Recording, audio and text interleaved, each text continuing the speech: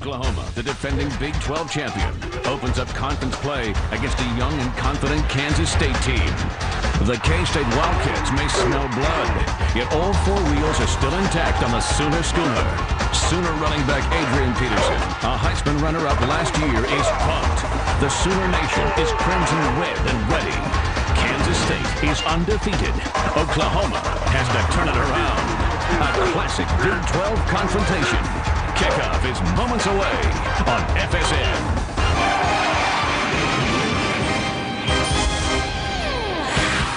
Oklahoma fans are fired up. Expect another sellout. It's conference time in the Big 12. From the Gaylord family Oklahoma Memorial Stadium in Norman, it's Big 12 football presented by Kyocera. Tonight, the Kansas State Wildcats open conference play against the Oklahoma Sooners. The Sooners are hoping that their star running back Adrian Peterson, who has very impressive numbers as just a sophomore, will get on track. He was held just 58 yards in the last outing, a loss to UCLA.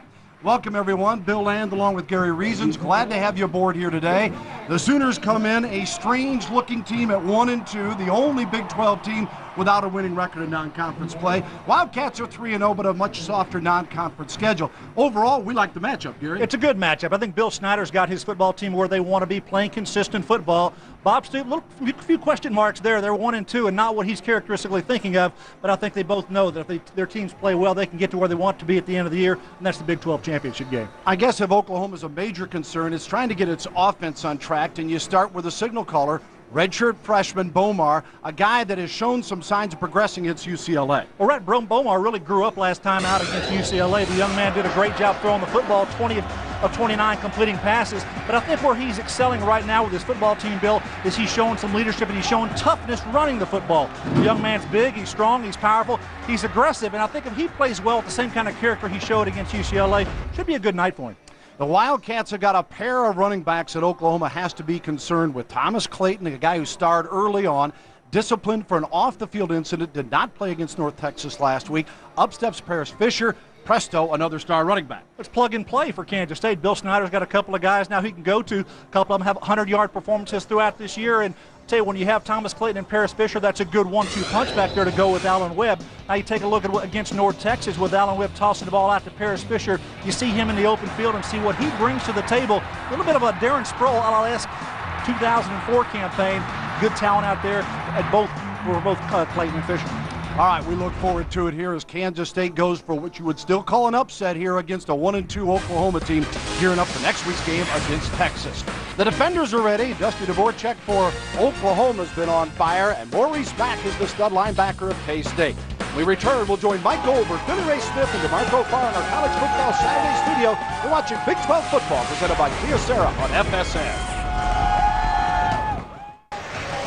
Welcome back to Norman. The Sooners and the Wildcats. Oklahoma 1-2, Kansas State 3-0 on our Kyocera College Football Saturday here in Norman. Bill Land, Gary Reasons with you up top. And before we kick it off, let's send it down to our sideline man, Jim Knox. All right, thank you very much, Bill. I tell you what, Sooners got the bye week. They got a whopping 10 days of practice, a lot of practice time, but Bob Stoops, Oklahoma head coach, will be the first to tell you he doesn't expect his team to turn into Super Sooners just yet. But he did do a lot of work as far as the turnover department is concerned. A lot of quarterback and center exchange. Also, with 5 freshmen starting tonight, they expect that to pay off big time. We will see, guys. All right, thanks, Jim. Yeah, they took 1 day off last week. That has been unusual for an off week. Our temperature at 86. Wind is a factor at the moment, and there is a chance of some rain here in the Norman area. And set to kick it off, the Kansas State Wildcats, as Jeff Snodgrass, 6'2", 200, a junior, and he'll be booting it deep to Smith and Wilson, who are back for the Sooners. Smith takes it in the end zone and will down it there. Bring it out to the 20. The Sooners are coming off a 17-point loss to UCLA. Bad plays killed him in that game. Well, a lot of miscues here, especially from Rhett Bomar handling the football. Bob Stoops preached to his team this week, we've got to take care of the football, and it all starts, especially with that center quarterback exchange. They had some issues a week ago, Bill. They need to clean it up. They've got to take care of the turnover business. So the Kyocera starting lineups, headlined by the redshirt freshman from Grand Prairie, Texas, Rhett Bomar, You see the numbers last week, 20 of 29 against UCLA. One of the strangest notes, though, is Oklahoma does not have a passing touchdown yet through 3 ball games. They get it 1st and 10 from the 20-yard line. Adrian Peterson sets up nearly 10 yards back. And the handoff is to Peterson. Gets a couple down to the 22, maybe the 23-yard line. They continue to shuffle the offensive line as we come back to our Kyocera starting lineup. And the offensive line, a mix of veterans, and then take a look at 76, Braxton getting his 3rd straight start as a true freshman. They'll shuttle some others in there. Travis Wilson, their leading receiver with 13 grabs on the year. You know all about Peterson. J.D. Reynolds is a superb blocking back. 2nd and 8 from the 22. Peterson stopped near the 25 and a flag is thrown. Byron Garvin made the tackle, a sophomore for the K-State secondary. Looks like we're probably going to get a hold here on the second play here for the Sooners around that left side. Trying to get Peterson off early with a couple of balls to the left side. As they settle things here, let's take a look at the Kansas State defense here in just a moment. 77 on the offense. 10-yard penalty. John Davin Joseph, their 2nd team all-conference pick from a year ago. Defensively for Kansas State, Seiler, Eccles, Moran, and George only allowing 244 yards per game total defense. That's number 9 in the nation. The backers are all solid as you take a look at the secondary that has also got some pretty good depth. Their top interceptor, Justin McKinney, will come off the bench tonight. Yeah, man. Kansas State, Bill, also have not allowed a 100-yard rusher this season. Adrian Peterson's got his eyes squarely set on accomplishing that tonight. And it's 2nd down and 19. The Sooners push back to the 11-yard line. Bomar completes it to Wilson, and he is shoved back after making the reception near the 16-yard line. Ted Sims and Brian Baldwin making the tackle for the Kansas State Wildcats.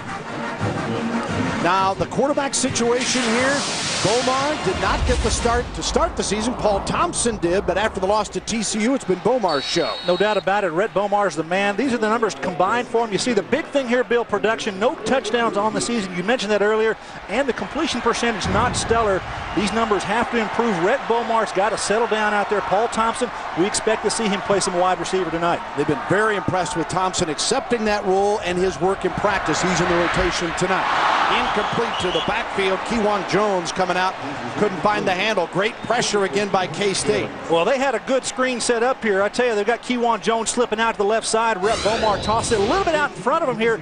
Good job here. Let your blockers come up to the quarterback and toss it out there. He's got 2 blockers in front of him. Kewan would have had a nice game there for the Sooners had he caught that pass. Oklahoma will punt it away now. 4th down and 14. The ball on the 16-yard line, and setting up is Cody Freeby at the goal line, and he is 6'2", 221, a sophomore from Fort Worth, Texas, averaging 43.6 on his punts, his longest a 70-yarder against Tulsa. And the deep man is Morera. He returned one for a touchdown last week against North Texas. It goes out of bounds here. K-State's going to get great field position near the 46-yard line of the Wildcats. Yeah, pretty good wind here tonight coming out of the south end zone, which is where OU punted the ball into. And let's take a look at the Kyocera lineup for Kansas State. Allen Webb, that quarterback rating has been benefited by a 10 for 12 for a career best 256 yards passing and 2 touchdowns in the win over North Texas last week as they blew out the Mean Green 54-7. Well, Bill Snyder likes his quarterback. He likes him because he's efficient, Bill. He's grown up from last year where he had 4 or 5 starts last season, and he thinks that he's getting better each week. Just trying to get his decision-making a little bit better on the field, but they like what Allen Webb brings to the table. 1st and 10 at the 46-yard line, out of the gun. And the handoff near the 49-yard line as Thomas Clayton, the carrier. Alexander makes the tackle, and let's take a look up front for Kansas State as we continue with their offensive lineup. Clary is the most of the veteran players, his 30th start as a Kansas State offensive lineman. Vogelai's been banged up a bit. We might see Bador replace him later on. You saw Clayton on the carry. He gets the start tonight. Jordy Nelson, along with Morera, their leading receiver, with 11 receptions apiece. 2nd and 7. The ball at the 49 of Kansas State. First possession for the Wildcats. Webb Fakes to Clayton, spins forward across the 50 to the OU 49-yard line. Dusty Dvorak makes the tackle, and Dvorak is the leader of that defensive group. Coming back from the torn bicep and also some off-the-field problems. They're very pleased with his play as we take a look at the Kyocera lineup. And Dvorak, as well as the linebackers, Ingram, who's got a pair of interceptions this year, one for a touchdown. Reggie Smith, a freshman, gets his first start at free safety for the Sooners. There's Dvorak.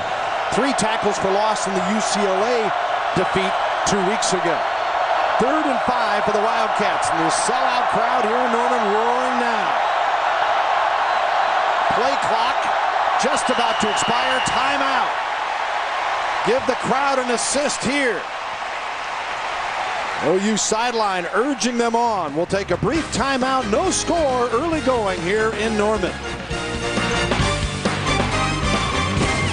5 for Kansas State. First possession from the 49 of Oklahoma. And the crowd roaring again after a K-State timeout. They were nearing a delay of game penalty. Well, Kansas State's been pretty good on 3rd down this year. 63%. 3rd and 4 here. That's manageable for them. Webb delivers a bullet across to the 40-yard line. And good for a first down to Jordy Nelson. His 12th reception of the year. Their leading receiver, a sophomore out of Riley, Kansas. He's 6'3", 210 pounds. Now the Sooners decided to go with a little bit of an off coverage here. They've got a little separation with all the defensive backs, giving some space to the receivers in front. They've had some issues in the secondary, and they know that they've got to play better. Playing some young freshmen there. You saw Reggie Smith, a true freshman, starting at strong safety in this football game. They need to play better as a group outside of Onyegetcha. They have not had a pass breakup in the secondary this season. 9 yards on the pickup, 1st and 10. Clayton got racked hard after it looked like he had found a crease, and he is stuffed at the 39 of the Sooners. Give him a yard on the play. One thing you're going to know about Oklahoma's defense, they're going to play be physical, Bill. I don't care who they're playing. Their mindset is to win at the line of scrimmage, and you take Pendleton and Dvorak and those guys up front. They're going to try to win those matchups and make it difficult for K-State to get going on the ground. Now, K-State offensively, they want to have some balance, and we'll talk about that as we go along. 2nd down and 10. The ball at the 40-yard line for Kansas State.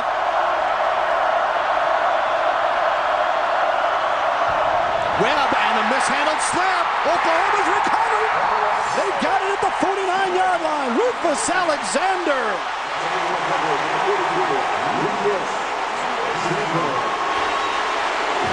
You'll hear him roofing for Alexander. Well, that's absolutely something you can't do coming in here. K-State, the snap goes awry. It looks like the center did not get the ball up when everyone else expected the ball coming up. It looks like the line takes off. Take a look. You're going to see the line take off and the quarterback go, and the ball come to his left. Alan Webb's not even going to be able to pull it. He moves to his right. There goes the ball. Trying to make a change there. Rufus Alexander, you said, Bill, good heady football player, gets on it for the Sooners. Brent Venables, co-defensive coordinator, really excited about the play of Alexander. He said one of the many guys that are playing well defensively for Oklahoma. It's offensively that they've really struggled. They did on their first series. Let's see if they take advantage of the turnover. The handoff and nearly a fumble there. And Oklahoma stopped at the 48 as George made the tackle. Let's take a look at our Dodge keys to the game here. Well, pretty much here from day one, I think that Bob Stoops needed to change his offensive line play and get that better. I think they've got to improve. They've had some inconsistency there, and I think that Rhett Bomar, he doesn't have to be spectacular, but be efficient. You can't have mistakes with the center snap. Hold on to the football when pressure comes, and I think defensively, I think their front four has to get pressure and help that young secondary grow with a little bit of pass rush.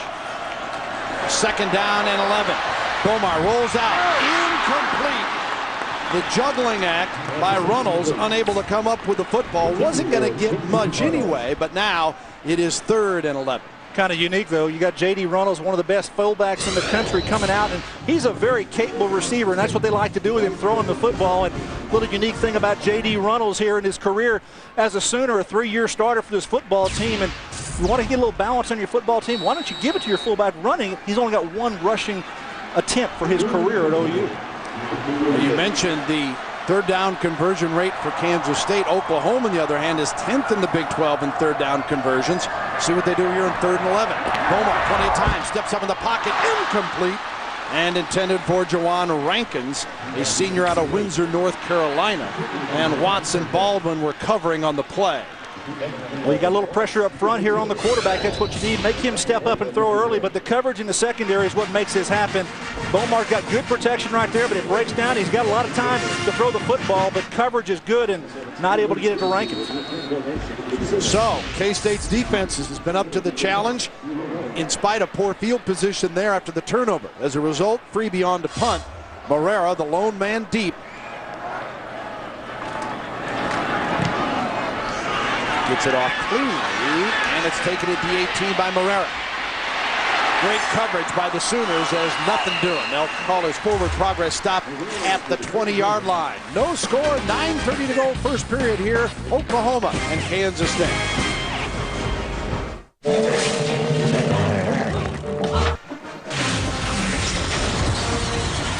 Welcome back, Kyocera's College Football Saturday. Bill Landgary Reasons, Jim Knox with you. No score, 9:30 to play. Let's go back to our Dodge keys to the game. We took a look at Oklahoma's side a moment ago. Now for the Wildcats. Well, they like to run the football and throw the football, and that's what they've done this year. They've been very balanced, very even production there. I think they need to continue that, and I think defensively they need to get pressure on the quarterback and make him beat you throwing the football and take Adrian Peterson out of the game running it.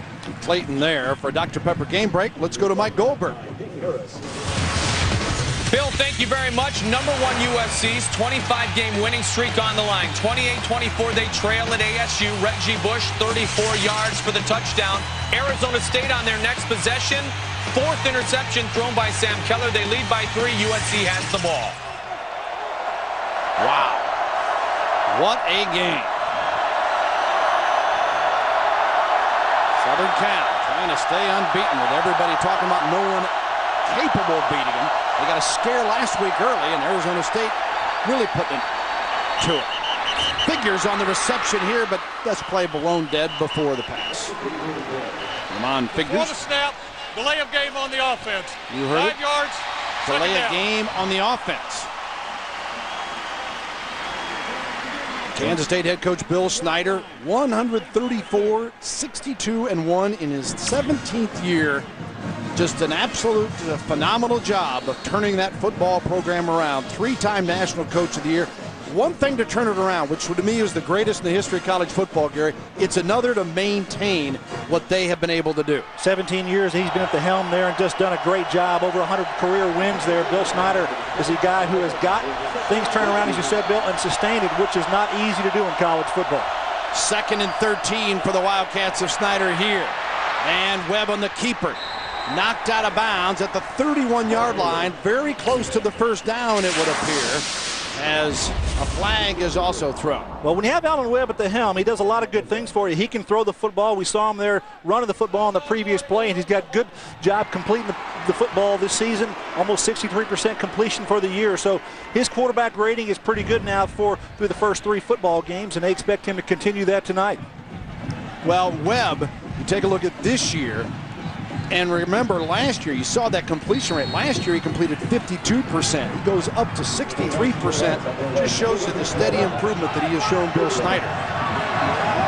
1st and 10 at the 31. The flag was a sideline warning against Oklahoma. Nothing doing there. Webb just does get rid of it. Clayton, no chance. A loss on the play near the 27-yard line. Rufus Alexander, who recovered the fumble a moment ago, and Thibodeau also in on the play. Calvin is a senior out of Houston. Well, Thibodeau gets in the backfield, and he makes Alan Webb get rid of the football sooner than he would like to. Good job by the Sooners with the penetration and not allowing Alan Webb to get started. Watch on the line here. He's going to come right through the backfield, and Alan Webb is going to have to deal with him as he comes through. The guard pulls around, but makes him pitch quick, and good pursuit by the Sooners, and they like to run the football. 2nd and 13, the ball on the 28 with 7:38 to go, first quarter for Kansas State. Webb calling the signals. Clayton in motion. Incomplete. It'll be 3rd down.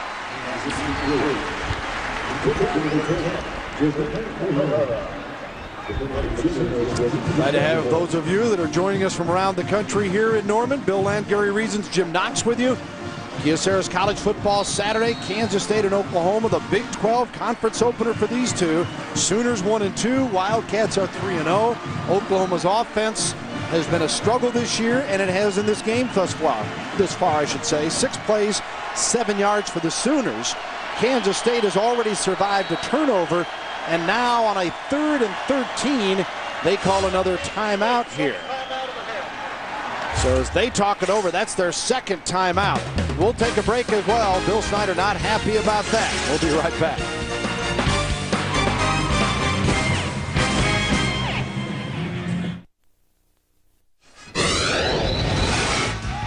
Well, last year, Oklahoma K-State met in Manhattan. It was a dandy. Jason White was the key figure, though. Travis Wilson caught 2 of his 4 touchdown passes in Manhattan. Mark Clayton, moving on to the NFL, also was a big player as the Sooners win 31-21. White throwing for 256 yards and 4 scores. Travis Wilson, last season, that's what he did against the Wildcats. He comes in here tonight, still trying to get a bit on track. Oklahoma with 0 touchdown passes so far this season. And Travis Wilson's best opportunity was the first pass of the year against TCU. It was overthrown. They haven't been close since. Red. Coverage breaks down his protection on a 3rd and 13. And the Sooners defense and the Wildcats defense are the story of this one early. Well, you're going to bring 8 here against the quarterback, Allen Webb. It's everybody else man-to-man outside, and good coverage out there, and everything just breaks down. A little pump fake, but nothing happening there. Good job by the Sooners. The pressure up front. You see Alexander Thibodeau, a lot of crimson shirts there on that quarterback, and I think that's the pressure that Bob Stoops alluded to that we need to help our secondary with. They got it done on that last 3rd down. Tim Ryer will come on to punt it away to Rankins, who is deep for the Sooners. How about K-State? A record 658 yards offense last week against North Texas. Tonight, they have 10 plays for 7 yards. A little bit different level of competition. The Sooners, Rankins takes it 42, made one miss. Looking for a blocker, got it. 45, watch out, stumbles across the 35-yard line.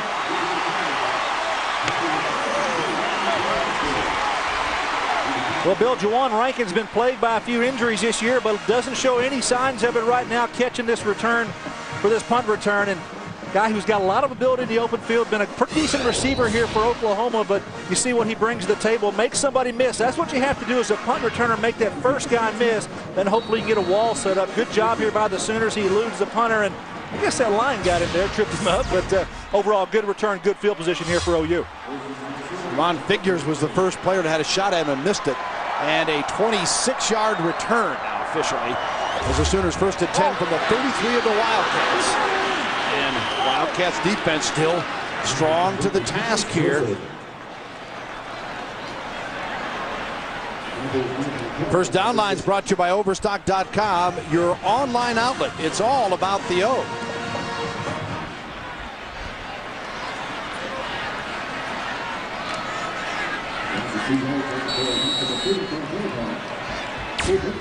Second and 12, ball on the 35-yard line. Red Bomar, 6'2", 215, brings him out. Paul Thompson is out as the wide receiver here.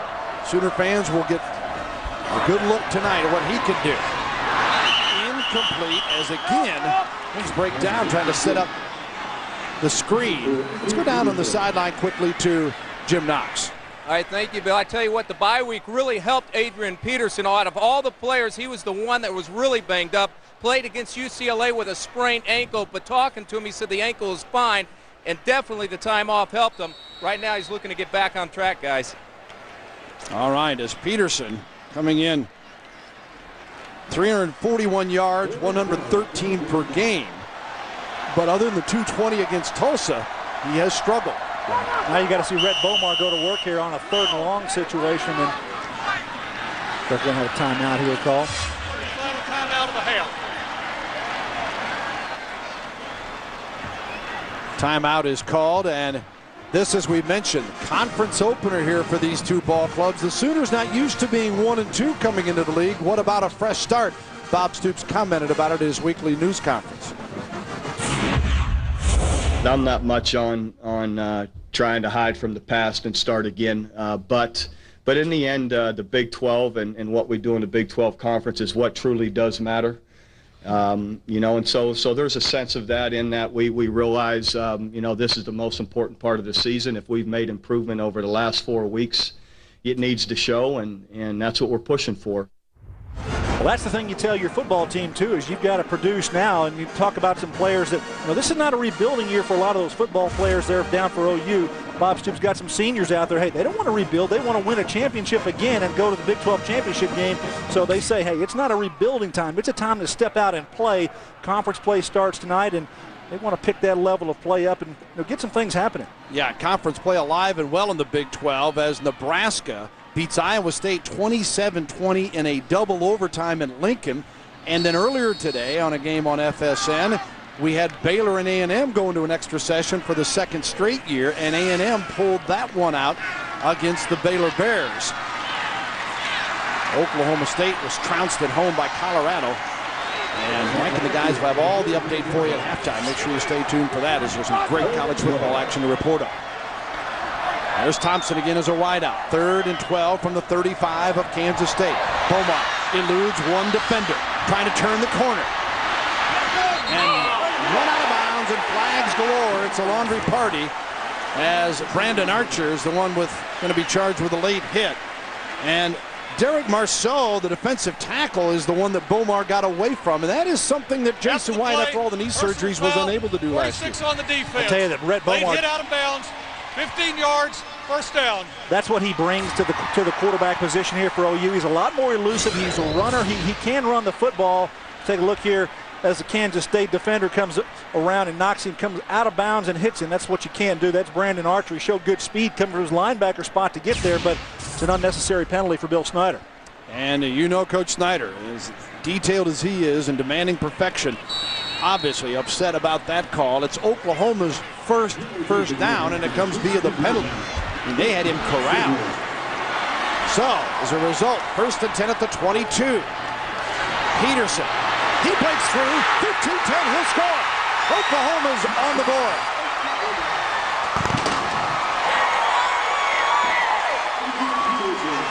.22 yards, Adrian Peterson.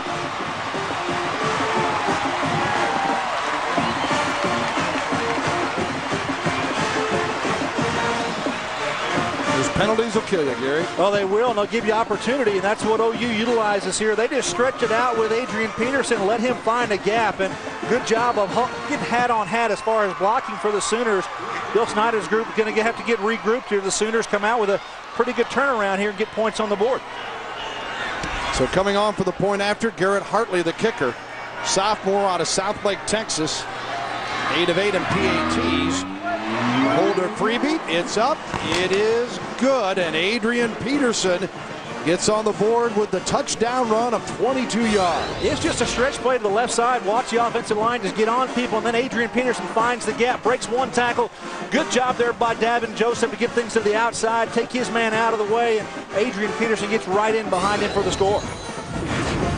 So Adrian Peterson out of Palestine, Texas, and Peterson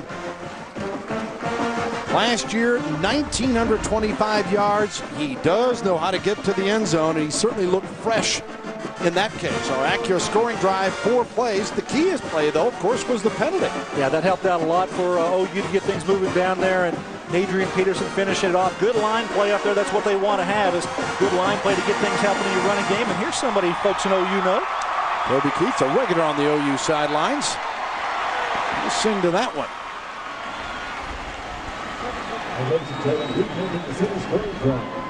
Oklahoma now set to kick it off as Hartley sets up, and there's Marrera deep again for the kick return. We'll have Figures back there with him.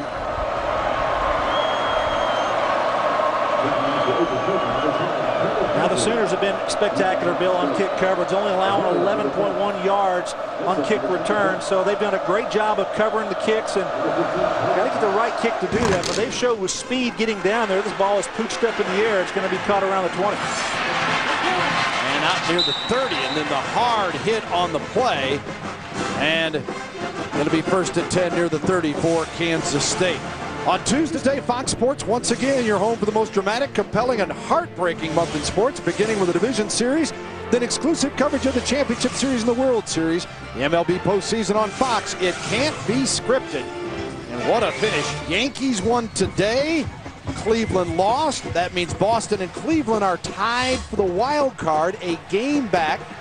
The Yankees up one with 1 to go. Right here, it is 7-0 Oklahoma. Kansas State with a football, 1st and 10 from the 29-yard line. They haven't been able to get on track running the football. They're negative numbers so far for K-State. Going deep and incomplete. And for Dr. Pepper game break, let's go to Mike Goldberg.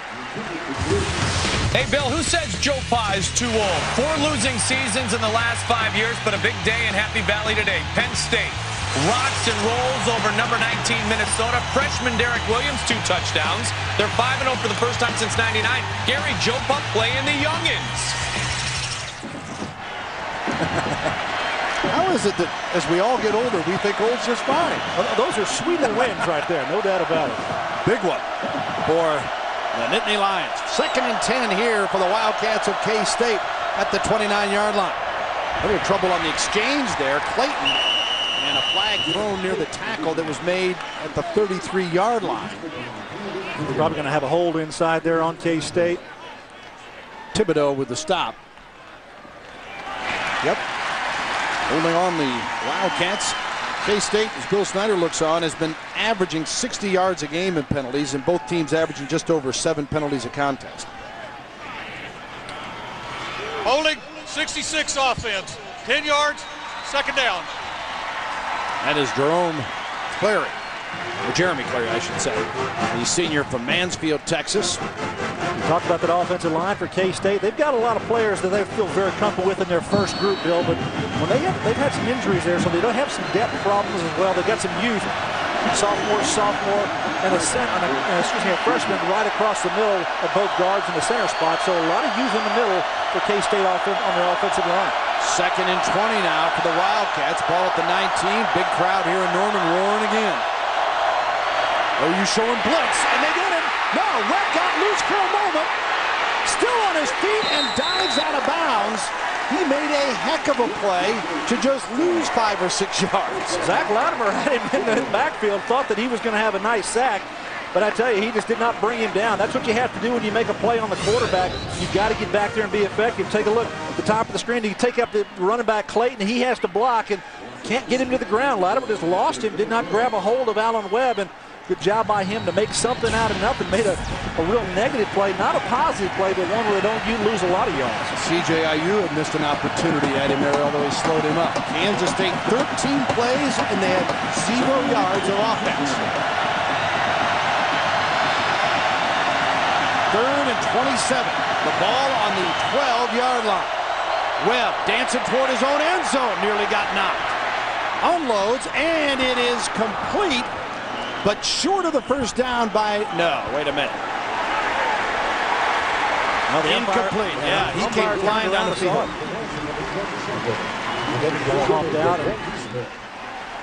Corey, I think it was Corey Bennett putting the pressure on Webb.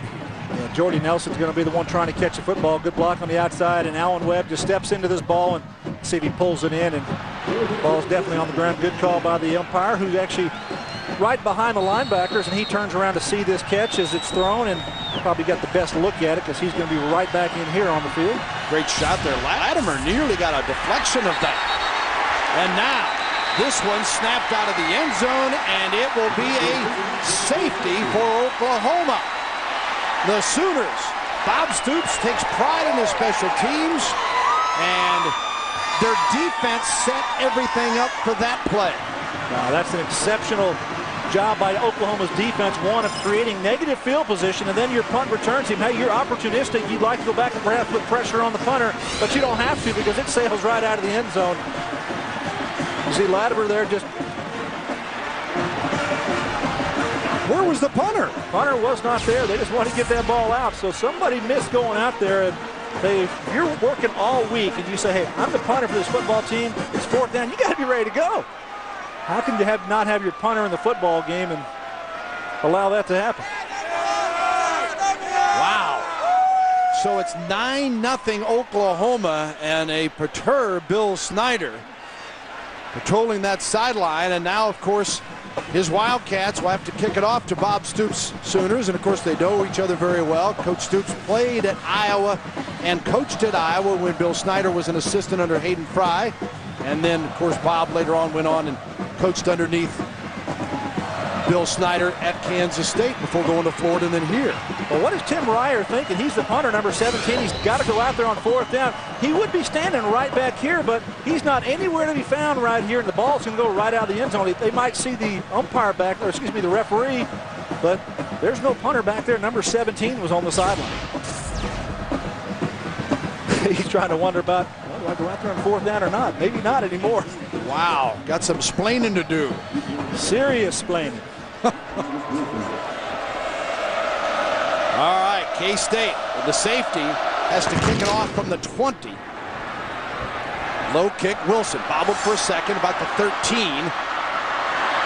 At the 30, still going 40.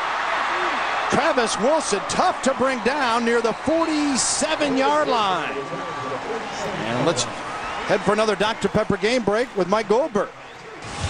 Well, Bill, number 1 USC has survived their day in the desert thanks to their defense. Sam Keller intercepted for the 5th time here by John Walker. Number 1 USC defeats number 15 Arizona State 38-28. Oh, wow. So the Trojans, and talk about Pac-10, a league that is much more difficult than I think people were going to give it credit for a month ago, Gary. Yeah, a lot of people look at that game. Arizona State thought that they wouldn't be a match for USC, but they did a pretty good job early in that football game. Had opportunities to win that game, but USC showing the character they have. They came back. Actually had knocked Leinart out of the game early. Here is Peterson on 1st and 10 across the 50, galloping down near the 41-yard line of the Wildcats. And it'll be a 1st down, Oklahoma. Now the Trojans of USC are finding out they got a bullseye every time they take the field on their back. Well, when you block, you want to go to the left side. That's who you're going to go to. Go around Davin Joseph. Make sure you get a pancake there, which he does behind him. Excellent blocking right there. Take a look at the left side, Davin Joseph. See what he does with his man right there. And just continues it. You got a tackle coming around there as well, but that's a pancake. Good job by number 77, Davin Joseph. Pick up a 13, and Peterson then literally tries to bull his way forward here and nothing doing. It'll be 2nd and long now.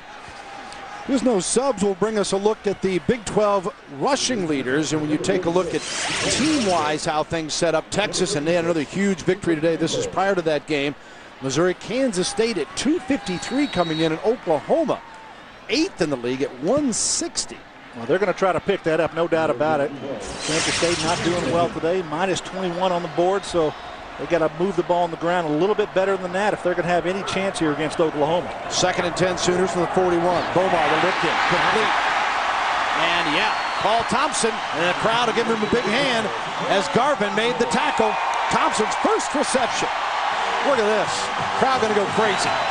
They love this guy, and everyone was pulling for him early in the year. It wasn't like they didn't like Bomar, but he's just known as an outstanding individual besides a heck of a player. A great individual. You take a young man who decided to take a red shirt last year, thinking he's going to come in here and be the starting quarterback this year, competed with Rhett Bomar, and they decided amongst the coaches that it'd be a better opportunity for Paul Thompson to play receiver, and he comes out there and takes it.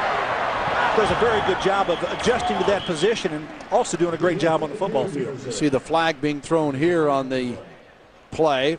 3rd down and 2. Watts making the tackle.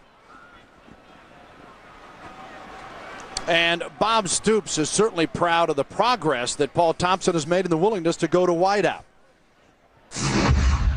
Paul Thompson really has been impressive at receiver and quicker than I felt, that he would adapt to it quickly because he understands all the routes. He understands our offense, what we're asking those guys to do.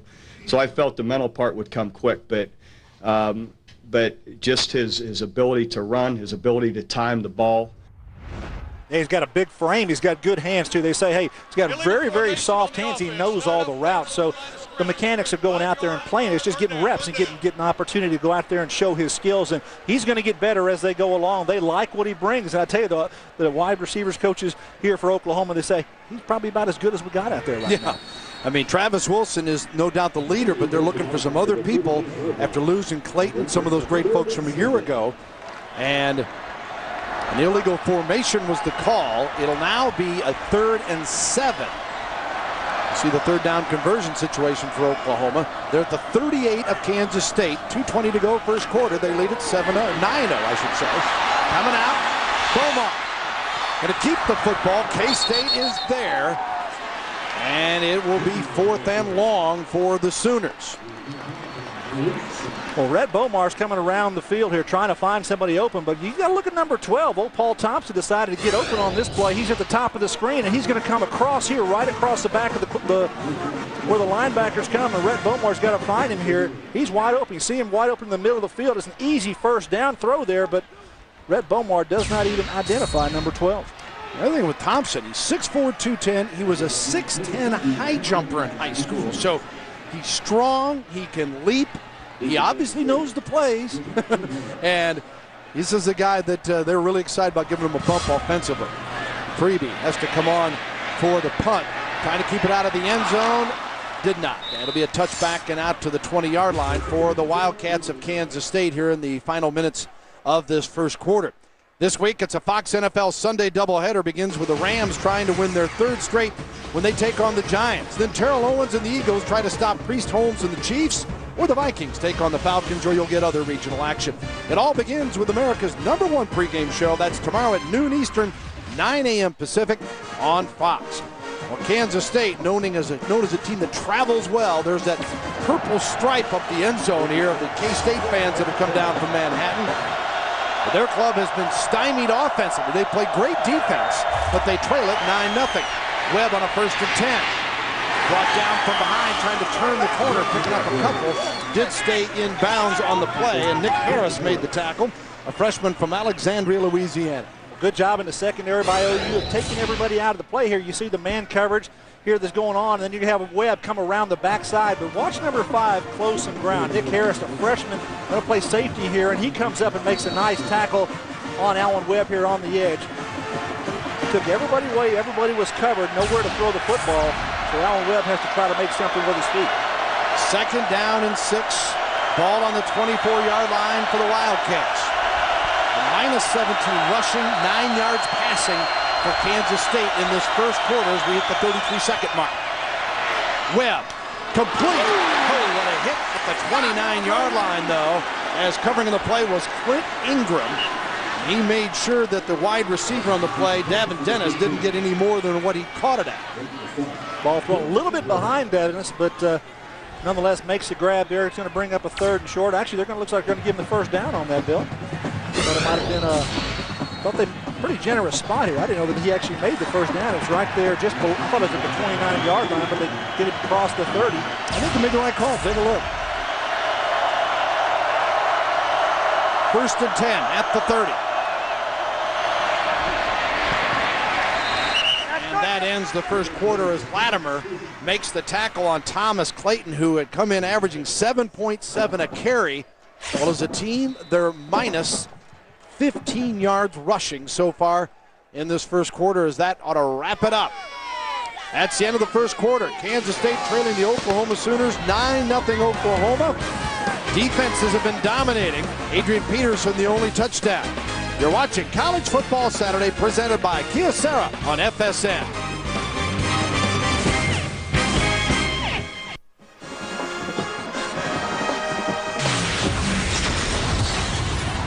Welcome back. 10th anniversary of the Big 12 Conference. Bill Land, Gary Reasons, Jim Knox with you in Norman, Oklahoma. College Football Saturday, presented by Kyocera. The Sooners with a 9-0 lead in a defensive football game, to say the least, as we start this second quarter here at Oklahoma.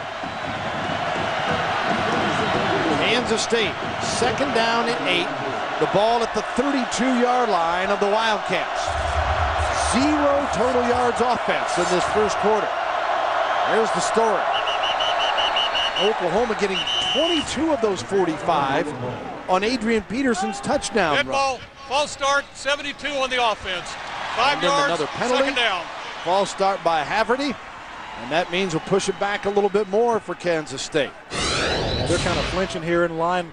Linebacker gets the guard to jump, and Just an old linebacker trick. You just got to do that every now and then, and somebody's going to take the bait.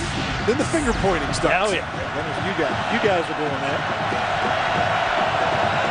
Alan Webb, junior out of Denver, 6'3", 210. Got his work cut out for him. Now second down and 13.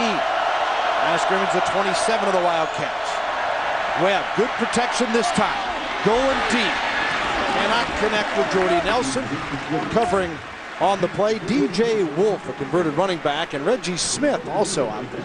No production here for Kansas State offensively. We're seeing Thomas Clayton play at tailback spot. We thought we'd see Paris Fisher. Have not seen him, number 7 for Kansas State. So the two tailback tandem that we thought we might have a chance to see in this football game. Right now it's number 5 Clayton back there with Alan Webb.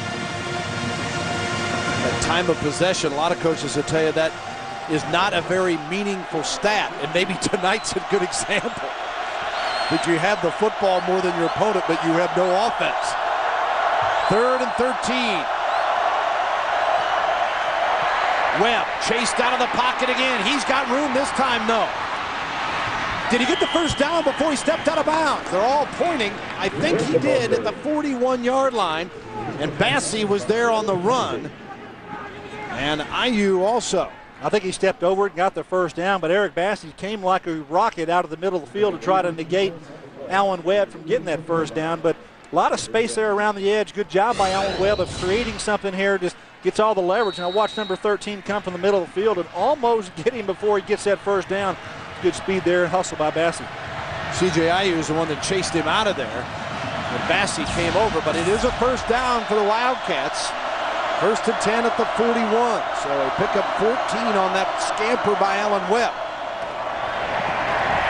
Nothing doing for the running game, though, as Clayton is bottled up again. You know, Webb's a guy, when we asked Bill Snyder how's he played, he said, well, he's really progressed, but he said, don't get me wrong, he has not hit the level that he did against Nebraska last year. He ran for 147 yards and threw for 124. That's the kind of balance he thinks his quarterback can give him. And then, of course, we talked about Paris Fisher. He's yet to see the field tonight. Well, you haven't got him out there on the field. Don't know if he's going to play much tonight, but had a pretty good outing a week ago against North Texas. You know that. But Bill Snyder just going to go with Clayton right now and Alan Webb. Fisher was the Big 12 Offensive Player of the Week for his efforts against the Mean Green of North Texas last week. 2nd and 10. Webb with Ingram coming after him. Unloads to the sideline. Nearest man to the football was Oklahoma DB Reggie Smith. And nothing there for him, so he just throws it away. It's a smart play by the quarterback and try to get one-on-one, get something deep happening there, but good coverage by OU and good pressure up front. That's the pressure we talked about that Bob Stoops really needs from his defense. Brent Venables, the defensive coordinator, was telling us this week that they need to help their secondary by putting pressure on the quarterback with their front 4 and their front 7 in particular, because they've got athletes in the secondary, but they need a little help. And good defense works with a group up front, and secondary play can be enhanced. That Kansas State offensive line, they've had a few injuries they've had to overcome already this year. They had a bunch last year. 3rd down and 10 from the 41. Webb in trouble again. Again breaks loose. Flag is thrown. It is complete at the 50. Man and across the 40. Let's see which way the flag goes. He stopped at the 36 of Oklahoma. Well, if you're a K-State fan, you're not going to like this flag. It's back there right in the middle of the offensive line where holding usually occurs. So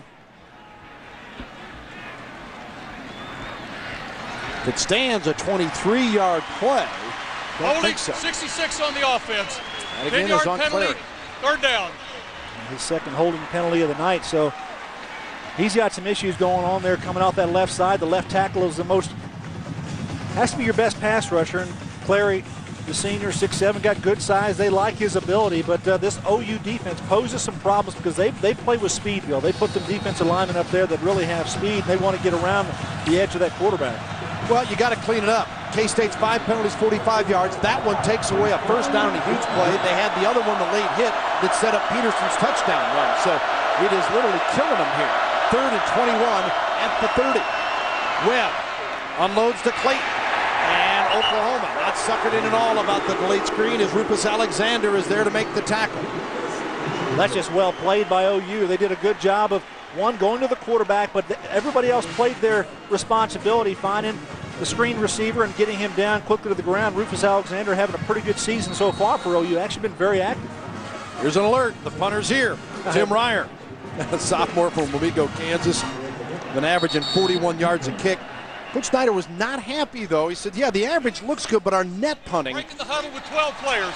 5 yards, 4th down. Wow, another 5 yards tacked on.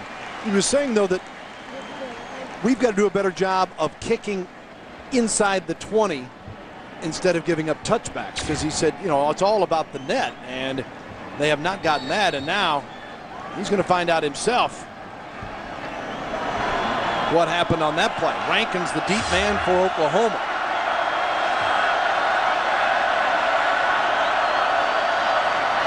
Fourth to 26, nearly got a piece of it. And the ball stops at the 33-yard line. Oklahoma with the block punt.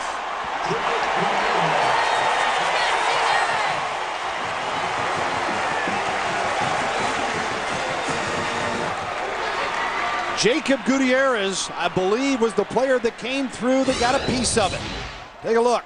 And the backup running back, Watchman, is going to get his hands out there on the ball right at the snap. Gutierrez lays out for the football. Good job on making something happen there when he comes off the edge. Here's Gutierrez making a play on the outside, goes on the inside, takes an inside move and gets a piece of it. Well, Ryer had one blocked earlier this season, so now he had 9 punts coming in, and the woes continue for the Wildcats. It's 1st and 10 Sooners at the 33. Bomar hands to Peterson, and a flag stops everything.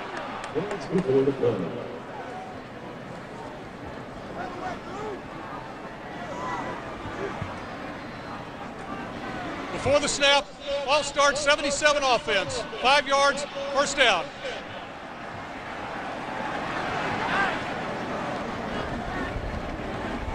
Wildcats, 56 points allowed this season. Look at that.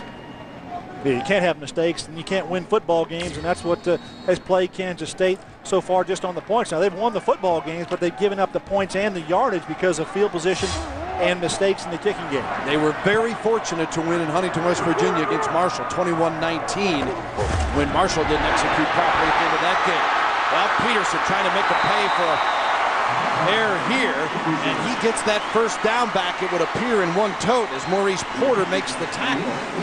Well, when you line your tailback back up about 8 yards deep and you let him read the line of scrimmage, that's what they do with Adrian Peterson, and he sees the line of scrimmage and he sees the blocking, and you can just watch his feet move here. He takes it to the outside, but he cuts the gap back inside. He's very quick feet, very elusive, and he's got speed and power. He's about as good a player in college football at the running back spot that we've seen in a number of years. Sooners offensively now 60 total yards to 13 for the Wildcats. 1st and 10 at the 23, 9-0 Oklahoma. Bomar keeps down inside the 15-yard line for Rhett Bomar. Now this is a read by Rhett Bomar. He doesn't normally take it there. He normally brings it around the other side, but that's a good job of taking the ball inside a gap that he saw on that running play. Garvin made the tackle on the play. First Down Line's brought to you by Overstock.com. Visit Overstock.com today and start saving. It's all about the O. 2nd and 2. It'll be 2nd down and 2 after a pickup of 8. The ball on the 15 officially. Again, they fake to Peterson, and Bomar keeps and has what appears to be the 1st down. Rhett Bomar, redshirt freshman from Grand Prairie, Texas, got off to the slow start. And the rushing, he's gained 116, lost 88, so the overall average of 1.2, but he is certainly a dual threat. No doubt about that. I think when he gets on track here, where he's able to throw the ball with precision, get his receivers on timing, with an offensive line play all in sync, I think Rhett Bomar is going to be a fine quarterback here in the Big 12, and I think he's everything that Bob Stoops thought he was when he got in here as a recruit. Peterson didn't fool anybody there. Loss on the play near the 14.5-yard line.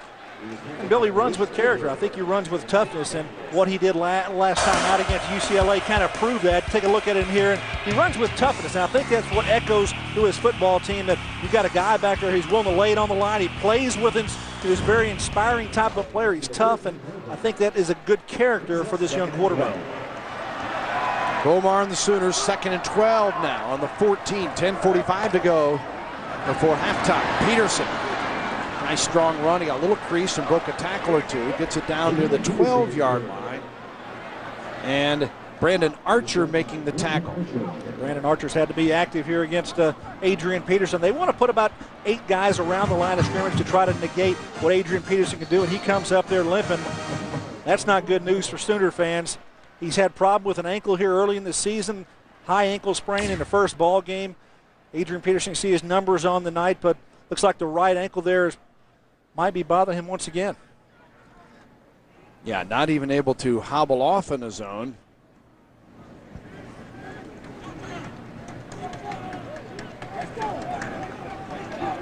May have had someone fall on him as he went to the turf here in Norman. And how is he respected? Listen to the crowd. Yeah, a hush. Very much so. Quiet hush here across this stadium, and they want to see what happens. And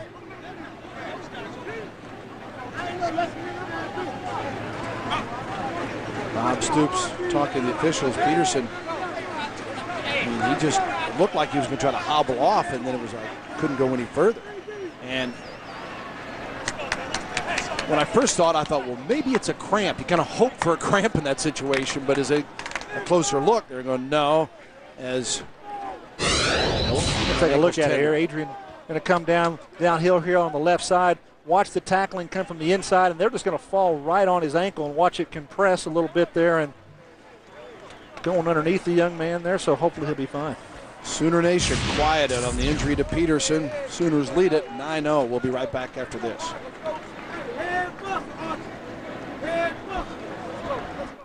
What do you value? Do you value the environment and generating clean energy from sunlight? Maybe you value... Moments ago, as Adrian Peterson helped off the field, and the crowd with a hush, giving him a little bit of an ovation. Just goes into contact here, and the tackle, just people just falling down on his legs, and the right ankle or right leg gets hung up underneath the pile. It looks like, is it T-Bone Jones in the game, Bill? Think so, as Bomar sets up to throw in the end zone, and it is incomplete. Paul Thompson, the intended receiver, and they hovered around him. Yeah, try to go to use his leaping ability. He talked about him earlier, 6'10" high jumper, a guy who they say he made a great catch in practice, similar to that in practice, and the team just erupted, showing Paul Thompson's leaping ability and his ability to catch the football. So take a look at Adrian Peterson on the side. It looks like they're cutting off the tape on his right ankle. Field goal coming on now for the Sooners as Hartley sets up. 29-yard attempt. And Hartley hits it. Hartley is now 4 of 6 in field goals this year, as long as the 37-yarder. Bill Snyder sees his troops fall to a 12-0 deficit. 9:55 to go first half here in Oklahoma. Here in Norman, Oklahoma, Bill Land, Gary Reasons, Jim Knox with you on FSN as the Sooners have pushed out to a 12-0 lead over Kansas State. The Wildcats down 12-0, and their defense has played terrific. The offense just 13 yards. The Sooners just 71 yards of offense. Morera is deep. And kicking it off, Oklahoma with Hartley, and they get the touchback.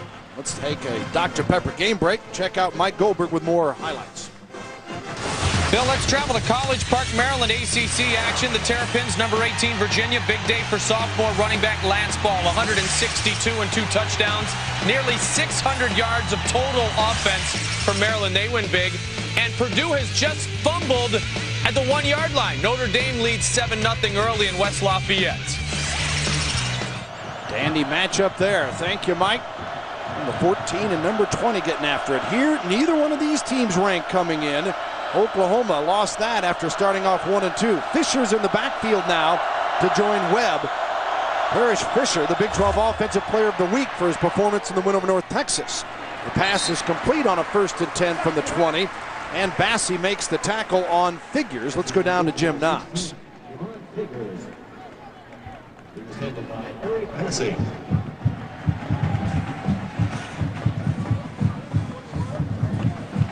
Well, we got some problems with Jim's microphones. Here we can get that fixed. Get the report in just a moment.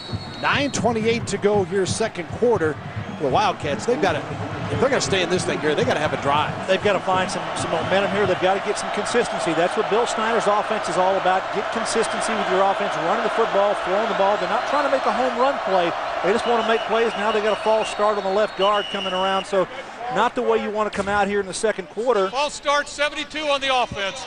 5 yards, second down. We mentioned they're averaging 7.5 penalties a game. They got 7 now in the first half. Now you can't have mistakes like that. You come in and keep doing that. And watch the guard here, John Haverty. You're going to take an early, quick start to get out there, and can't keep shooting yourself in the foot like this. You make a play on first down, you get 3 or 4 decent yards on that, and come up with second down, and now you're back at 2nd and 11. Line of scrimmage, the 19 for the Wildcats. Webb, the quarterback. Under center now comes back. Steps up, going to keep the football, and he is tackled near the 24-yard line by Dusty Dvorak. And let's now go back to Jim Knox. Okay, Bill, directly behind me on the training table is Adrian Peterson. They took his shoe off, looked at his right ankle. He tried to stand up. He did stand up, grimaced, shook his head, and he's back on the training table. It does not look good. It looks like he's in a great deal of pain. They're still working on him. As soon as we find out something more, we will pass it on to you guys.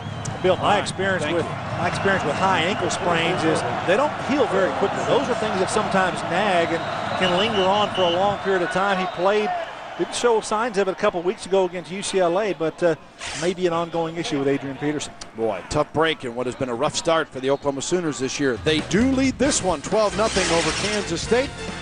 Watching Kyocera's College Football Saturday. A halftime report to Norman, Bill, Gary, Jim. Thanks, Mike. Couple of OTs in the Big 12 they'll fill you in on halftime. We're 8-10 away from getting there. It's 3rd and 6 Wildcats. Crowd roaring again. Ball on the Kansas State 24-yard line. They're being shut out 12-0 thus far. And again, flags are thrown.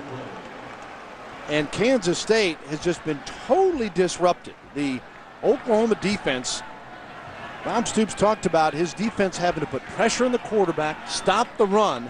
Well, they've done those two things. They certainly have. Defensively, they have come and they have played a pretty good game, especially up front here, putting pressure on Allen Webb. Number 94 in the defense was in the neutral zone, causing a false start by the offense. 5 yards for offside, 3rd down. Now, that's a different way to put pressure on the quarterback. Well, this is a little good break here for Kansas State because the defense can move into the neutral zone but get back here, and that's what they're saying. If somebody up here stepped into the neutral zone and caused somebody on the offensive line to move, and that's, you see your nose tackle there. I don't catch the numbers. That Dvorak, yeah, it's Dusty Dvorak in there right on the center, and that's a problem. I'd have made contact. Kansas State has 2 minutes, 20 seconds more possession time with the Sooners, but in 24 plays, the Wildcats have 22 yards of offense. 3rd and 1 from the 29. Full house backfield. And stringing it along, and it looks like they've got it here on the carry as Smith makes the tackle. And let's go ahead and send it back down to Jim for an update on Peterson. Yeah, continue to update, especially you Sooner fans. I know you're grasping right now, but good news right now, they are retaping his right ankle. So Adrian Peterson, it looks like he's feeling a lot better. They're retaping the right ankle. It's going to be interesting to see if he gives it a go as he tries to test his right ankle out, guys. Okay, thank you, Jim.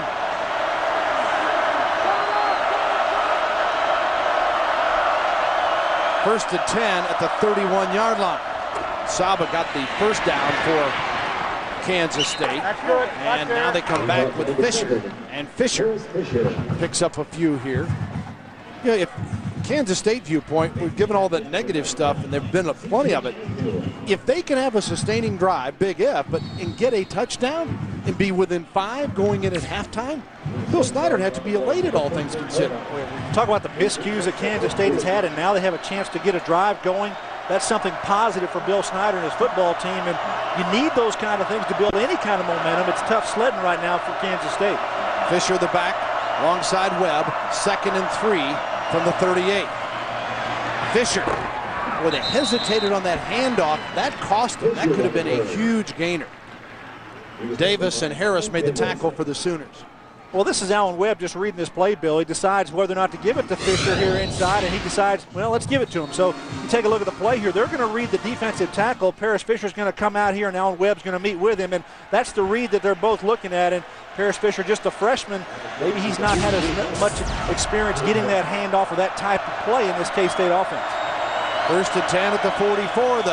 And another whistle here to stop the play. Before the snap, Oklahoma called a timeout. Second timeout of the half. It's not a penalty, Bill. Okay, positive news. Doesn't make Coach Snyder any happier, though, does it? We'll take a brief break as well with 6:36 to go to half. 12-0 Oklahoma. Welcome back to Norman. The Sooners with a 12-0 lead over the Kansas State Wildcats. College Football Saturday presented by Kyocera. What an evening it's been for the Cats. You have some miscues here. You don't get the center exchange with the quarterback. He goes behind you. Then take this one out of bounds. It's a safety here. OU gets the 2 points and the kick. Then something here. You get a block partial punt here. OU takes field position. Those are the miscues that's happening with Kansas State right now. You combine those with 7 penalties for 55 yards, a fumble, and a sack allowed. Kansas State not hitting on all cylinders, but the good news is on this particular drive, Bill, they've strung together a couple of first downs. 1st and 10 at the 44 of the Wildcats now. And Webb dragged down from behind, but picked up 5 or 6 yards. Rufus Alexander's been all over the field tonight. He has showed good speed from that linebacker spot, coming from the inside and catching Webb, who is not a slow quarterback. He gets around the edge pretty well. Rufus Alexander at 6'1", 230 pounds, able to get around the field, and he has been the most active and productive linebacker for the Sooners this season. You know, we were talking during the break, do we expect this kind of game? I don't think either one of us thought the defenses would dominate as much as you look at Peterson limping with that ankle. But Gary, Bob Stoops stressed that, hey, we literally went back to the basics and nothing fancy. They practiced 6 days last week. Normally an off week we give guys at least 2 or 3 days off. I think that's paid off. They're playing with much more intensity, which is something that he has demanded. They really have, and they wanted to get reps. They wanted to get practice time, and the players took into it pretty well. Offense, 5 yards, 2nd down. Wow, you got a 2nd and short for Kansas State, and they come up with another penalty. Bill Snyder is going to be beside himself. He's going to erupt, I bet, at halftime in his locker room with his players. They cannot make those mistakes. You take a defense for Oklahoma, they have improved. They have taken the time over the loss they had against UCLA 2 weeks now to prepare for this football game, and they're showing it on defense. We talked about the front 7 putting pressure on K-State. They've done that early in the first quarter and done a pretty good job throughout this game. And I think the secondary has played pretty well also, not allowing any big plays in the passing game. Kansas State, 2nd delay of game penalty. They've had 2 false start penalties in their parade of flags, and now Webb is brought down at the 35-yard line as Zach Latimer gets the sack. But I mean, credited that whole front up there into the play. No doubt about it. Alan Webb's just trying to make something out of nothing here because he's just trying to roll around and find an open receiver. He sees people in front of him and they're crimson shirts. He says, uh-oh, I got to run this way, and he realizes not going to happen. Gets down and tries to protect his body. He's taking some pretty good shots here tonight. Brent Venables, the defensive coordinator on the sideline for the Sooners, got to be pleased with this troops so far tonight. Now they forced a 3rd and 18. The ball at the 36, and the crowd gets active again. They're silenced by that Peterson injury. The look-in is complete at the 38-yard line, making the reception Morera. Morera's been held under wraps. This is a guy that returned a punt for a touchdown last week. Also came in their leading receiver along with Nelson. Big play receiver, big play ability, but not able to get on track. They bring out the punting team once again here. Let's see if we've got the same punter back there, because they've had some issues with the punter right now in this football game. And if you're Oklahoma, you come after it again, Gary? I think you do. Why I think not? You continue to put pressure on them. Maybe the operation's a little slow between the center and the punter. They get an advantage play here coming off the edge. Here's Ryer. Rankins the deep man and nearly blocked. Rankins bobbled it a second and finally hangs on to it with 3:58 to go. Now here again is a look at the injury to Adrian Peterson. Watch the bodies fall on that right ankle, and then helped off after being down for a long time. And now it's sent it down to Jim Knox with more. Okay, Adrian Peterson did get up, guys. He went over to the bench, stretched his right ankle out, then he came back over to the training table, and right now they are unwrapping his right ankle. Apparently, it's not good enough for him to get back out there. All right, we'll see. As Oklahoma, 1st and 10 from the 27-yard line, and Red Bomar rolls out. And it is complete at the 40-yard line to Paul Thompson. Do you realize Oklahoma, we talk about the defense, the offense, Gary, passing yards, it had 11 passing yards until that play. Yep. No touchdown passes this year, so they've still got nothing settled offensively. No, they need to get some consistency throwing the football, but this is something I think that Rhett Bomar can do. Misdirection, get him out on the edge, and then utilize somebody who knows the offensive system. That's Paul Thompson coming across the field from the opposite side and makes a good grab. Rhett Bomar, that's not a precision throw. That's down around Paul Thompson's knees. So they credit him with 13 yards officially as Bomar goes deep this time, and it is incomplete. Again, Thompson, the intended receiver, as they're coming back to him. Well, Paul Thompson, they told us he's going to be playing the X receiver primarily in the OU offense, and a lot of what they call fly routes or go routes by that X receiver, and tries to get a little movement here and get inside of the cornerback, but the ball is overthrown by Bomar.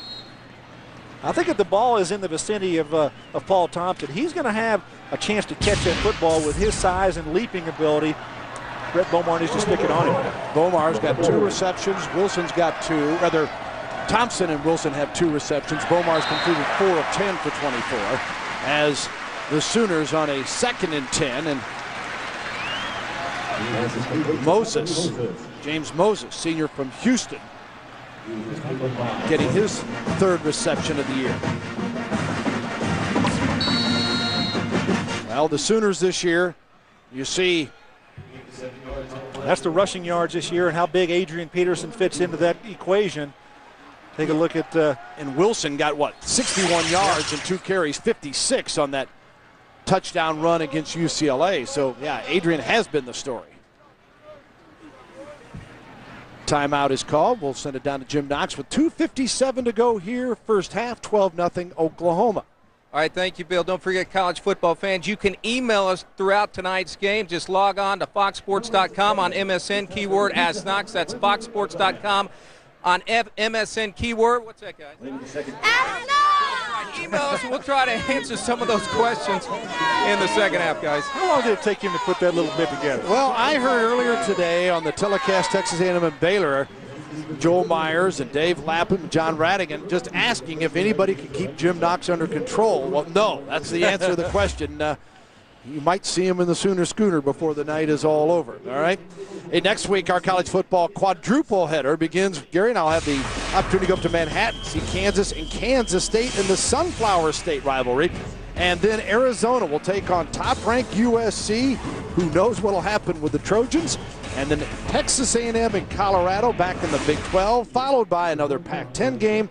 Oregon against 15th-ranked Arizona State that, if you haven't heard, gave USC all it wanted tonight. Coverage begins next Saturday, our kickoff show at 11:30 Eastern, 8:30 a.m. Pacific. That's only on FSN. I think that's a breakfast, lunch, and dinner Saturday here on FSN for football fans. Well, as usual, you and Dave Lapham think groceries first, and how it fits into your schedule. Got to get the meals, got to get that handled, And hey, it used to be you thought about beverage. Now you're on the grocery side. If you're trying to get comfortable and enjoy your day of football, you got to take care of the necessities. Oh, what a way to go! You got to love it. 3rd and 3 for the Sooners from the 47. Bomar's pass complete to Wilson. And Wilson across to the 33-yard line of the Wildcats. Well, nothing really spectacular here. It's just Travis Wilson gets into the zone defense here of K-State. It settles down, and Rhett Bomar, nice little toss and throw here to him. Finds his number 2 receiver. The number 2 man is from the outside in. He's just going to work right in here. Rhett Bomar, nice, easy throw and catch. Watch Wilson settle down there between the linebackers, make a catch, and get some yards afterward. And I think they need to find ways to get that to happen a little bit more. Just step back and throw it. Throw that ball on timing. Wilson got 20 on that grab. Tackled by Porter. Sets up 1st and 10, 33 of the Wildcats. Handoff right up the middle. Keywan Jones. And Jones goes to the 20-yard line. Well, Keywan Jones might be the best backup tailback in America. As Keywan Jones coming in 2,081 career yards rushing. He's only started 9 games in his career here in Norman. Keywan's definitely got some running ability, but I tell you, he's got some blockers up front who's doing a good job for him. Take a look at the hole that is created here. Davin Joseph on the delay block, and then you got the kick-out block, which is what allows Keywan Jones to go there. That's going to be the right tackle coming around over there. That's Brandon Braxton, number 76, doing a good job on that pull. 1st and 10 at the 20. Bomar's pass tipped. nearly intercepted near the 6-yard line as Watts was covering on the play. Here's a look at Marcus. First Down Lines brought to you by Overstock.com, your online outlet. It's all about the O, and it's now 2nd and 10.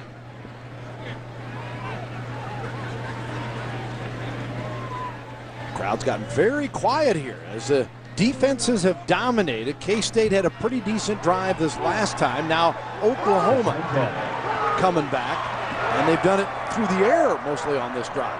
124 total yards of offense for the Sooners. 2nd and 10 at the 20, play clock at 2. Beaumont looking for Wilson, fans looking for a flag, and there is none. Covering on the play was Brian Baldwin. Red Beaumont saw something. He stepped up the line of scrimmage, changed his play, and got Travis Wilson to come to the inside, trying to get the quick slant pattern to him. Got Joe John Finley out there going to the outside, and you take a look at Wilson coming behind. I think it's a pretty good play in the secondary. The ball was there and just contact. It would have been a tough catch for Travis Wilson. Here's a look at what Red has done tonight. 6 of 14 for 51 yards. Still looking for that first passing touchdown. The only touchdown the Sooners have coming on a 22-yard run by Peterson. Beaumont pump fakes. Across and complete down inside the 5-yard line. There's Finley with a reception. Yeah, Joe John Finley does a good job of working on the coverage in the secondary. That's Maurice Porter, the free safety, having to take control of a big tight end. Joe John Finley, one of the better receiving tight ends in the Big 12 Conference, able to get away from him. You see the pump fake trying to get the safeties out of there, and Joe John comes underneath. Porter's having to deal with a big frame there. Good catch, good throw by Beaumont. Joe John, 3 grabs, 41 yards last week. This has been an 8-play drive and 67 yards. And right up the middle, Kewan Jones, touchdown, Oklahoma. His first score of the year. And a flag is thrown. They huddle.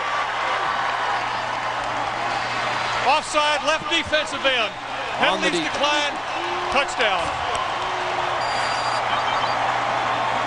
1:36 to go in the first half. Kewan Jones makes it 18-0. Well, if you don't make mistakes with the football, you're going to have a chance to be productive, and that's what OU has done tonight. They don't have the same issues that they had 2 weeks ago against UCLA, dropping the snap from center, the ball sailing, fumbles being caused in the backfield. Take care of the football and give your offense a chance to perform, and that's what's happening here. And albeit not touchdowns through the air, good enough to get points on the board on the ground.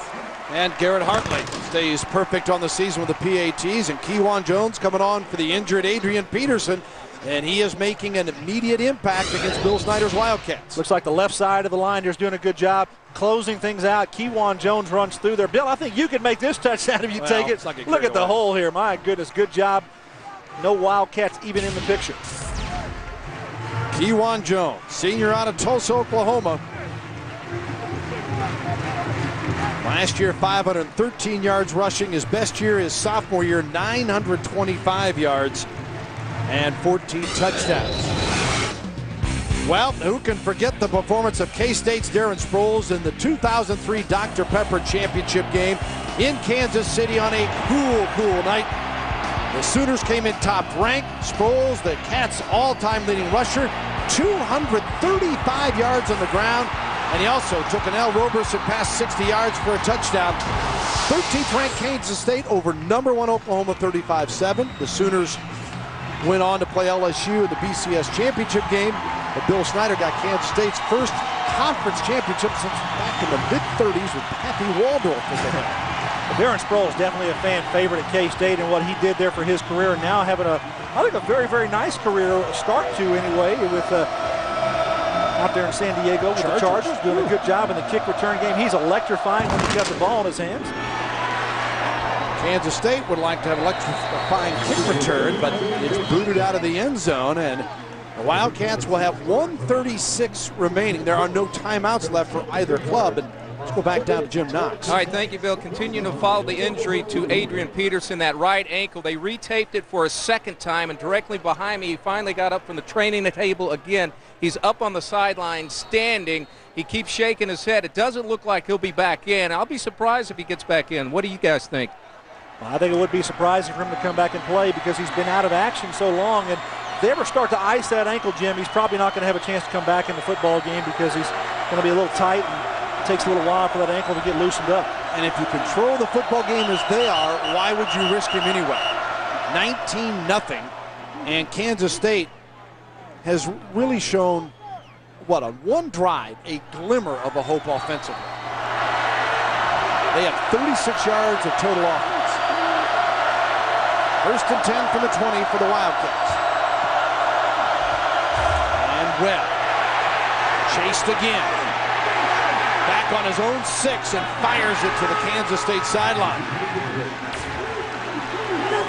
Steve Coleman actually comes in there, number 90 for the Sooners. Does a good job at his 2 technique inside, causing pressure immediately on Allen Webb. Allen Webb is not finding any help up with his offensive line right now. The Sooners defense getting the pressure they need to put pressure on him, and there's no fan favorite here. No doubt about it. Coach Switzer making his way on the sideline. Familiar area for the King, as he's known in Norton. Look at the numbers that they have. Yeah, look at that. They were 12th in the nation in rushing offense coming in here. 2nd and 10. And not much doing there again is Clayton. He and Fisher, doesn't matter which one, they've had very little hope. Well, the defense for Oklahoma has done a great job here containing Allen Webb, containing both Clayton and Fisher. They have not got anything on track, and the numbers speak for themselves right there. Just you see that the Wildcats only 38 total yards of offense here in this first half. Allen Webb has got to go to the locker room at halftime here and say, hey, we've got to find a way, one, to slow this defensive pressure down. We've got to get some running game going. Got to find a way to make something happen against this OU defense. It's pretty stingy tonight. 3rd down and 8.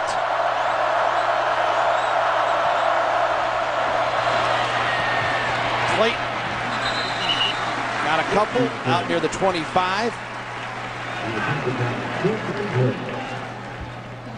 Ingram makes the tackle for Oklahoma with 24 seconds, and Oklahoma, of course, no timeouts available. K-State unable to stop it. Don't want to at this point. No, they really don't. They're going to take it into halftime, and Brent Venables got to be happy about his defensive play. They've committed 8 and 9 players to the line of scrimmage, and his receivers, they've covered the receivers out well with their secondary, and Bill Snyder's got to find a way to get something going offensively. Barry Switzer's the one that said he isn't the coach of the year, he's the coach of the decade. He's the coach of the country. Well, right now, Coach Snyder's club has been thoroughly whipped at the line of scrimmage here tonight and trailing 19-0, and Oklahoma with a gimpy Adrian Peterson fighting an ankle injury. Let's go down to Jim Knox with Oklahoma coach Bob Stoops. Coach, you got to be extremely pleased. Defense in the name of the game tonight. Going into halftime, you guys limiting K-State's offense to a total of 41 yards. We're playing good defense, and we've given the offense really good field position. We need to take a little more advantage of the field position we've had offensively, though. Real quick, any word? Have you heard about Adrian Peterson? Looks like he's they're just trying to get the tape comfortable with him. Okay, appreciate it. Thanks, Coach. Bill? All right, be interesting to follow that. Again, thanks to Coach Stoops. Halftime score, 19-0. Now let's join Mike Goldberg, Billy Ray Smith, and DeMarco Farah for our College Football Saturday halftime. Halftime in Norman, Big 12 action. Oklahoma 19-0 leader over Kansas State. And the big story, of course, Adrian Peterson, a 22-yard touchdown run, the first touchdown of the night for Oklahoma, then a high ankle sprain, and he came out. They've tried to tape it a couple of times. We'll find out if he plays in the second half. 8 carries, 51 yards for Peterson. Bill Land, Gary Reason's back with you up top here at Memorial Stadium.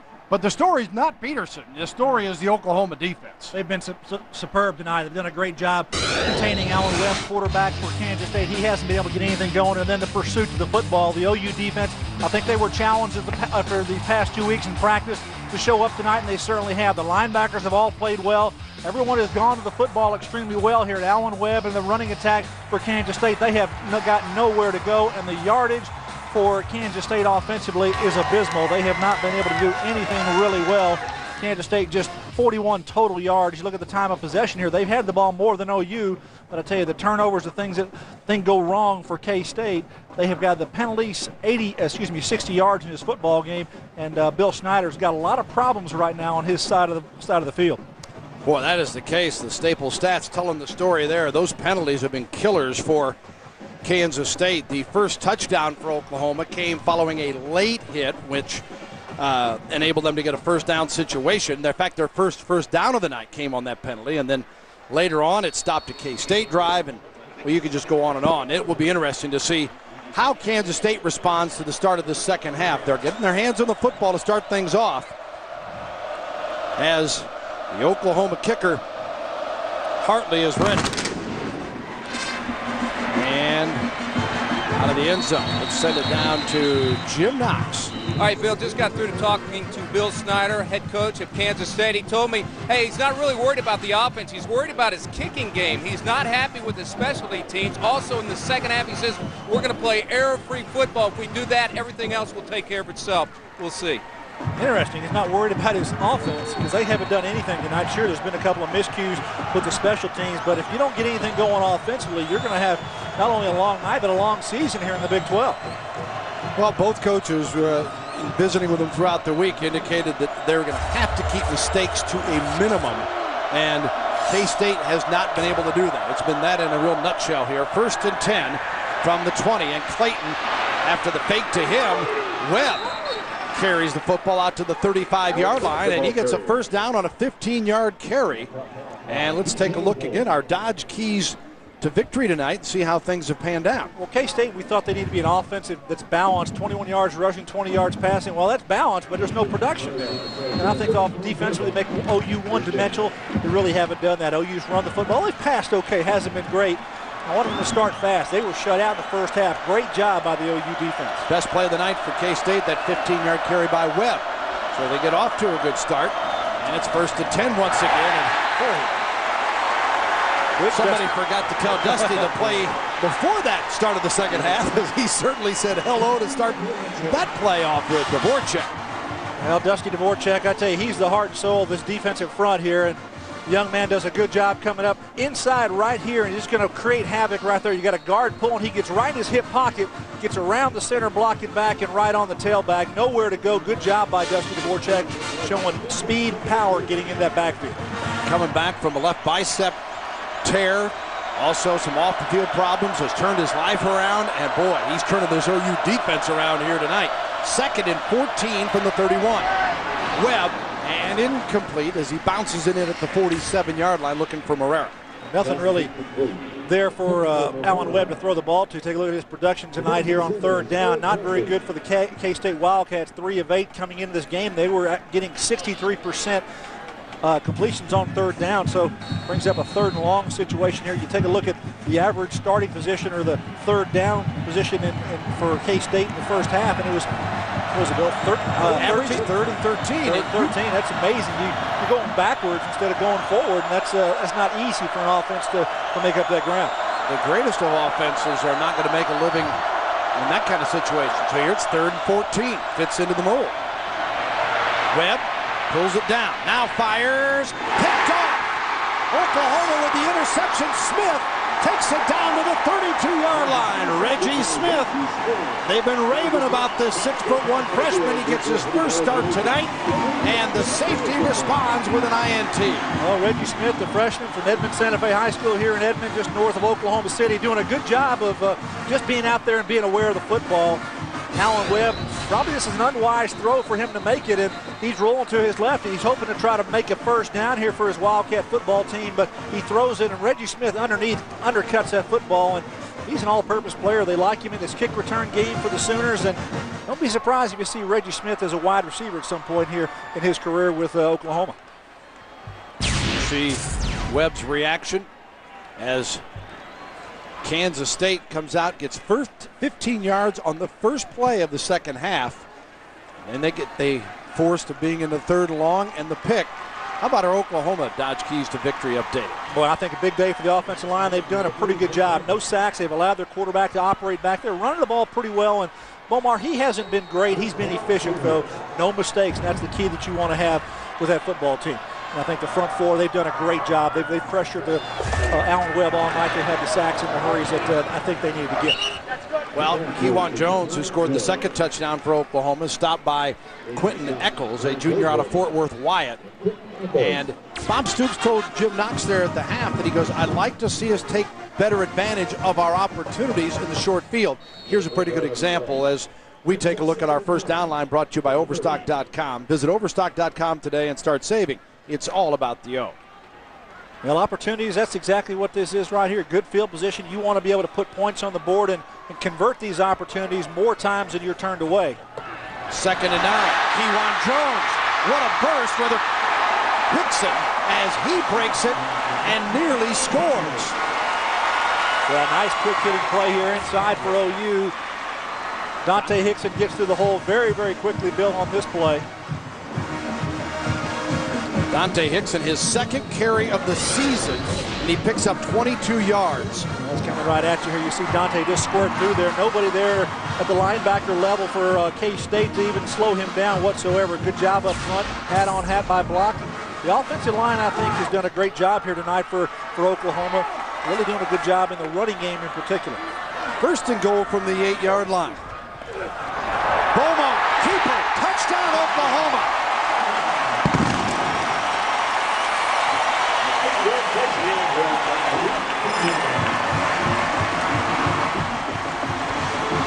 Rhett Bomar gave the little fake, took it right up the middle, and the Sooners take advantage of the pickoff by Smith and score after the turnover. That's a big hole here, blocked down here. Quarterback reads it there and goes right past the linebacker. He overruns the play. That's Ted Sims, the middle linebacker. He's the one responsible for Rhett Bomar on that play, but overran it, and Bill Snyder's got some things to think about with his defense out there. Now for the point after. Hartley's kick is good.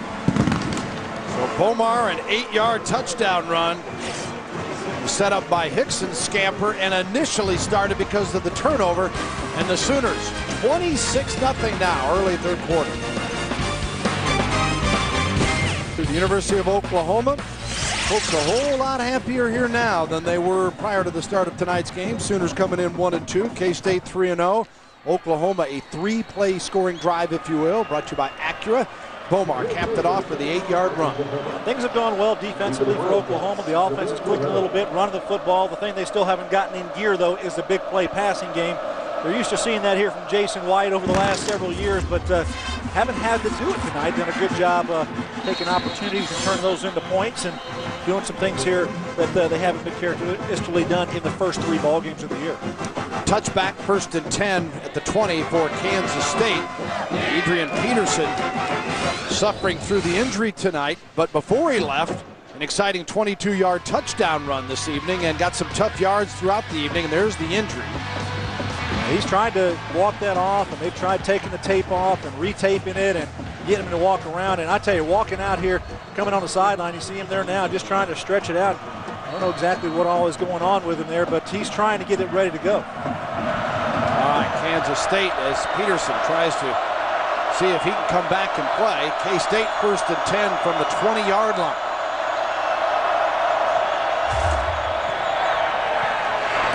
And it is complete to Morera, reaching for as many things as he can get down to the 27.5-yard line. Make it figures, I beg your pardon. Let's go back to Jim Knox. Hey, Bill and Gary, real quick. Adrian Peterson came out in the 2nd half, and he had an ankle brace on that right ankle. He didn't like it. He took it off, and right now he continues to be on the bench trying to work that ankle out. They retaped it twice, had the ankle brace on, didn't like any of that. He's just trying to stretch it out on the bench right now, trying to walk on that sidelines, trying to get some type of feel there. It's going to be interesting to see if he does go back in. Yeah, you tell his face pretty well tells you he's not feeling comfortable with it there. That expression certainly displayed that. 2nd and 3 at the 27 now for the Wildcats. And Webb hands it off. Nothing doing for Clayton as Dvorak makes the tackle. Well, Bill, it is a big thing for Oklahoma to have Adrian Peterson out of the game, but now you look at the situation. They're up 26-0. Do you need to have Adrian Peterson go back into the football game and let him go out there not less than 100% and not able to go? I don't think so. I think it'd be the smart move for him to go ahead and cut the tape off, as it looks like he's going to do, and put some ice on that thing and hopefully get him, back in shape. You've got a long conference schedule ahead of you. You need that young man to go. What's up next week? Somebody pretty good, I think, that usually gets a lot of attention. Oh, Texas down at the Cotton Bowl in Texas, hammering Missouri today. Yeah, that's just interesting how they're trying to handle it to see if he can come back or not. Well, the pass complete. for the first down, and getting loose is Nelson.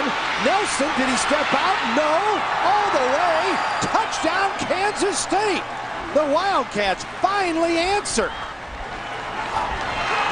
73 yards, and Kansas State is on the scoreboard. Jordy Nelson shows some pretty good speed here as a wide receiver. You're going to have Reggie Smith, the free safety, come over and not be the strong safety, not be able to make the tackle on the sideline. Jordy Nelson runs out of that, spins around, and takes it down for the score for Kansas State. And this place that it got very loud. Fans are bloodthirsty after a 1-2 start, and their team up 26-0. Now it's going to say, whoa, wait a minute here. 26-6, and for the point after is Jeff Snodgrass, junior out of Leawood, Kansas. And Snodgrass hits the PAT. He is now 12 of 12 on the season. And the Wildcats strike with a 73-yarder, Webb to Nelson, and he got away from Smith. 10:54 to go, third quarter, 26-7, Oklahoma.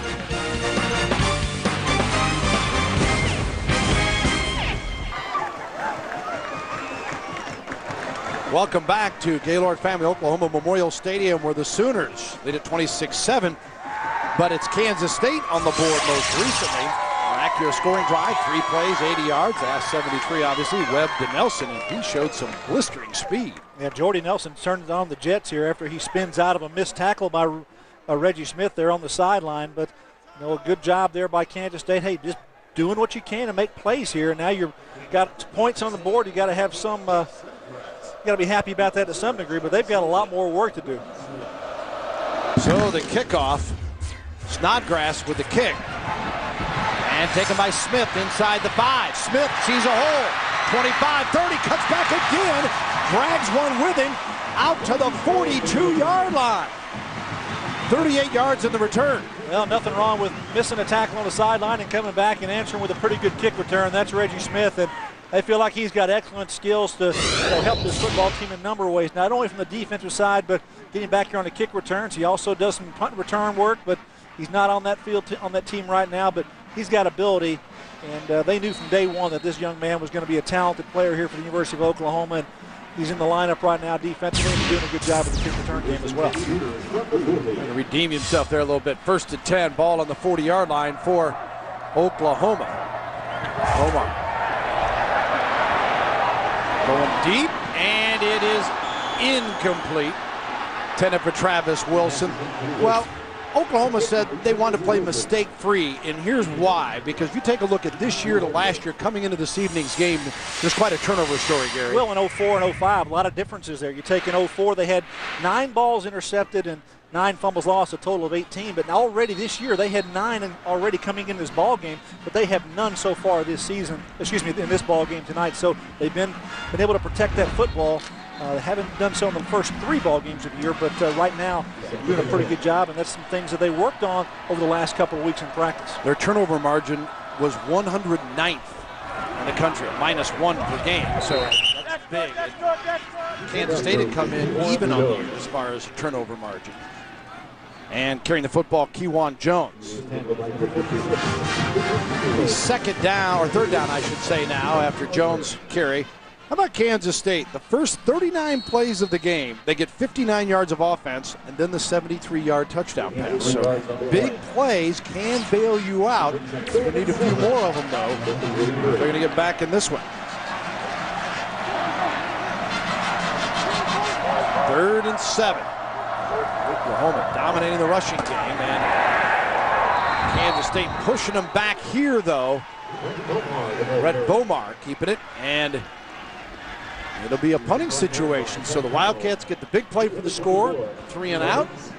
Who knows? Kind of a conservative approach there on 3rd and 7.5, almost 8 yards. They decide to go with the run play inside, and Bomar takes it a shot there inside, electing not to throw the ball. Yeah, we were sitting a few minutes ago before that big play saying, why would you risk Peterson? Well, game's not over. That's why, Bill. Kansas State showing you, hey, momentum can change. You don't put Peterson in if your offense can continue to maintain without it. They go 3 and out on this one, though. And the punt by Cody Freeby booms it and carried into the end zone. It'll be a touchback there as Morera downs it, and nice job by Cody Freeby. All right, Kansas State trying to gain the momentum. Now 26-7, get the ball back when we come back.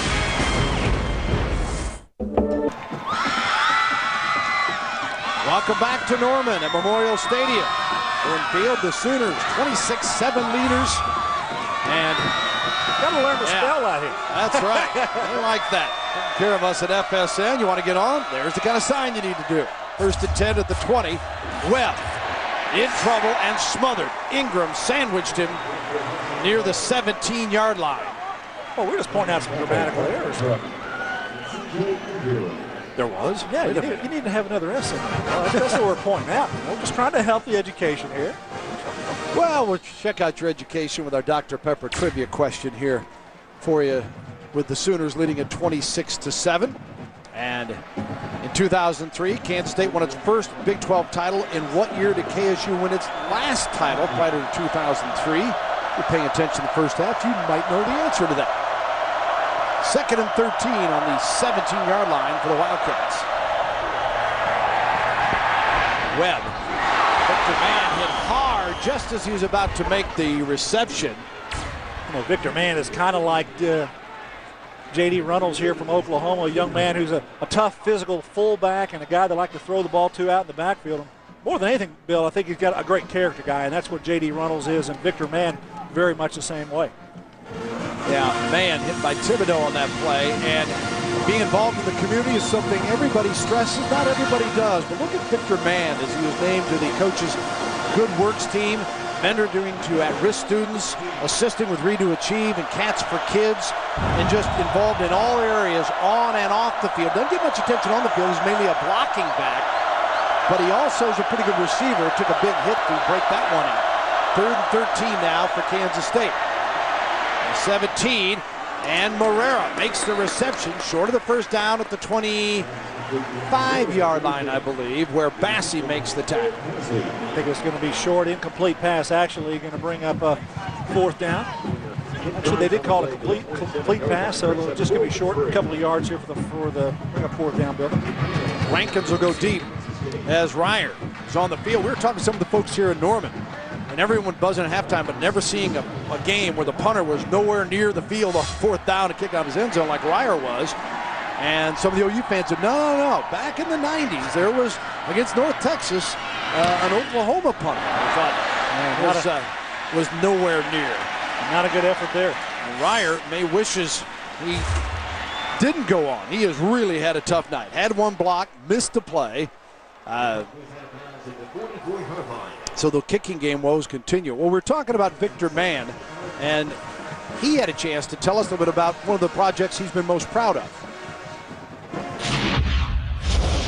There was a time where they was thinking about, maybe shutting down some of the elementary schools in Manhattan, and we went out and read to the students and, mingled with the teachers and things like that. I mean, it really felt good with me and the other student athletes to get to know a lot of those people and just be a support to them. And I mean, that's a great feeling. That's one thing that I remember for the rest of my life. Yeah, there's a lot of things you take away with college football, not just playing on the field, and Victor Mann, something off the field that he's going to remember for the rest of his life. Well, the Sooners go to Paul Thompson, and there's a big tie-up downfield, and a flag is thrown near the 10-yard line. And Garvin was the corner that was covering, sophomore from Miramar, Florida.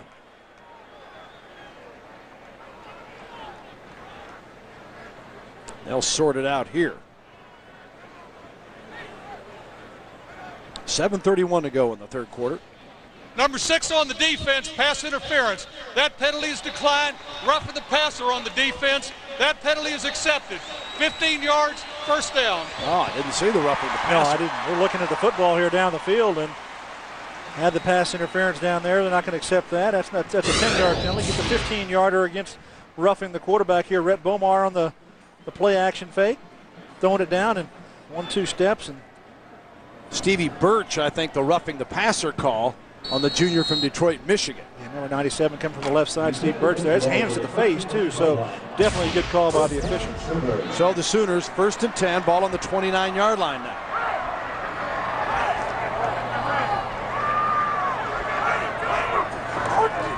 Brett Bomar steps, fires, complete. Wilson inside the 5-yard line. First and goal, Oklahoma. Baldwin and Watts trying to cover on the play. A 28-yard reception. Well, Bill, this is what you call a skinny post. You got Travis Wilson on the outside. He takes a couple of steps in and then runs up the hash mark. Rhett Bomar throws a laser here. This is about as good a ball as I've seen Rhett Bomar throw since he's become an Oklahoma Sooner. Good job of delivering it out in front of him. Lets Travis Wilson run with the ball after the catch, and good job here. You're going to see the receiver go outside. Bubba Moses out there and take the inside, the skinny post as I talked about, and good throw and catch by those two. Bomar's longest pass play of the season for 28 yards. His previous best 27, and it's first and goal from the 4-yard line. And right up the middle, Kewan Jones, who scored a touchdown earlier. Archer covering on the play. Oklahoma spread out the scoring. Peterson, as well as Jones and Bomar with touchdowns. And Hartley a field goal, and then they got the safety when the ball was centered out of the end zone for Kansas State when punter Ryer didn't show. You know, Oklahoma's pretty well controlled this football game, and Bob Stoops took it lengths to practice 6 times last week. Didn't miss a day of practice, and this is just another situation where you've got your offense out there with an opportunity to knock on the door, and this is a practice situation. You want to make perfect here with an opportunity in the red zone. Touchdown, Oklahoma, Kewan Jones. So the Sooners answer after Kansas State had scored, and then the Sooners turned it back to them. Now Oklahoma tacks on another 6. Well, just a reset here, then the block's coming around. Good job of taking it inside, and nobody even to block there for the guard coming around on it. That's J.D. Quinn trying to find somebody to hit, but he didn't have anyone there in the hole, and good job up front. They outmanned Kansas State at the point of attack. 2 yards on the touchdown run for Jones, his second score of the night. And Garrett Hartley will try to convert again on the PAT. He does. And Jim Knox is down on the field somewhere. Actually, right now, Bill, we're coming out on the Boomer Schooner right here. Here we go. Hey, these guys, you know, it's a mess in here. They need a maid, I think. But this guy, you guys having a good time? Oh, yeah, go Sooners. After every score, of course, the Schooner comes out, does a lap. That was a nice turn there, a little bumpy. And back we come. Ow, that pole just hit me in the head right there. All right, we made it. Good sound, guys. Thanks. Good ride, good ride. I hit somebody. Yeah, me. Is there anything more fun than college football? How much did he have to pay to get that right? Pretty good stuff. I don't know, but I think he got his money's worth. He promised a little airtime. Okay, That's right. What he did. That's right. Everybody likes the camera, right? So the Schooner rolling tonight without problems as Bob Stoops' club now up 33-7.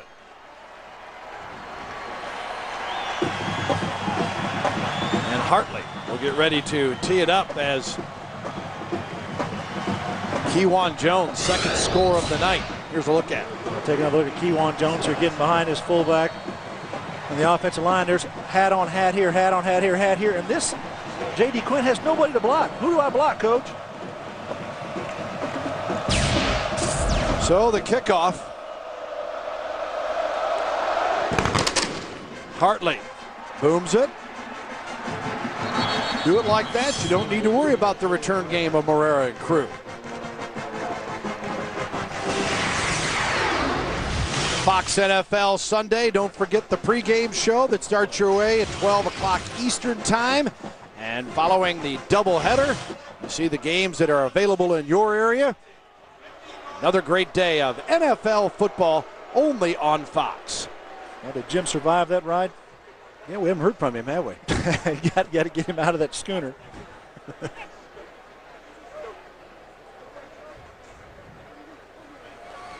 Oh, he is alive and well. You surviving all right, Jim? Survived. Thanks to these two guys. Appreciate it, guys. Nice run, nice run. I think it's the last run for me on the night, guys. It's third quarter, 6:18 to go.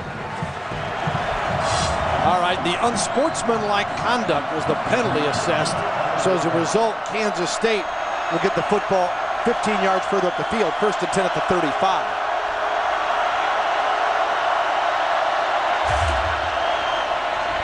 Webb got hit just as he threw it, incomplete. Intended for Nelson. He's been under duress all night. The Sooner front seven has done a good job of putting pressure with the linebackers and also the defensive line there. And everything has been right in the face of Allen Webb. He hasn't been able to step in and throw a comfortable football all night. And the K-State woes have been added to with 2 short punts and an interception that have all been turned into 3 touchdowns. It started those drives in Kansas State territory. So field position, turnovers, penalties, all been big factors here tonight in this Oklahoma 33-7 lead. 2nd and 10. Webb to throw it again. Got time and finds a man, figures, as Yaman, the junior out of Lakeland, Florida, makes the reception and moves the chains. Trying to do a little matchup zone defense in the secondary. Reggie Smith, watch him right here. He's going to try to match up with the number 2 receiver as he comes inside, and he misses him there. You see the 1 step behind. Good job by Allen Webb of finding him, but Reggie Smith got to read that a little better there. He's taking that receiver to the inside to the outside. He just got one behind him. 20 yards on the play for the Wildcats of Kansas State. Allen Webb, the junior from Denver, trying to get them going here. K-State will have Kansas next week in a game that will be seen on FSN. Gary, I'll be up in Manhattan, Kansas, the Little Apple. And there's still a lot of time left here tonight. They're going to have to tighten things up mistake-wise. Alexander makes the tackle on this play. You throw one down the middle of the field, and you get some field position, and now it opens up your run game. A lot of things can happen. And, you know, when you're in a 3rd and long situation, which is what K-State has been operating in all night because the Sooner defense has been so good. Bill Snyder, I don't care what you call, Coach, it's tough to execute, and they've had too many of those things go against them tonight 8 or 9 times on 3rd and long, 3rd and over 10. 2nd and 8 here from the 43 of the Sooners. Webb, play action. Got a man, and it's complete to Victor Mann. 25, broke a tackle. Look at the strength of Mann as he bulls his way down to the 7-yard line. CJIU, the junior out of Highland, Utah, makes the tackle. Well, a couple of missed tackles on that, and old Victor Mann does a good job of rumbling out of the backfield here. You see the fullback lineup. He comes out, and good job of protection here. Good toss over the blitz. He just ran right past the blitzing linebackers, Victor Mann does, and then he rumbles along, and pretty good load there coming down the field. Bumbling and stumbling, but 36 yards. Yeah. And 1st and goal from the 7 for the Kansas State Wildcats. Clayton. So his legs moving, but nothing doing. Basically no game. Maybe they'll give him a yard on his forward progress as Nick Harris led the way. Thomas Clayton's had a tough night all night here, and I tell you, it's not been easy to go against this Oklahoma Sooner defense for him and his running game in particular for Kansas State. Take a look at K-State on the season, 12 opportunities, 7 touchdowns, and a couple of field goals. That's 75%. That's kind of low in the Big 12 as far as opportunities once you get in the red zone. You want to get that up into the high 80s and 90s percentile for opportunities down there. Hard to judge all the stats, though, that are non-conference with the variety of schedules, and K-State having a softer group than, of course, Oklahoma. Now when you get into the Big 12 and you go head-to-head, those stats mean a little bit more. Webb in trouble and brought down, a sack on the play. Clint Ingram.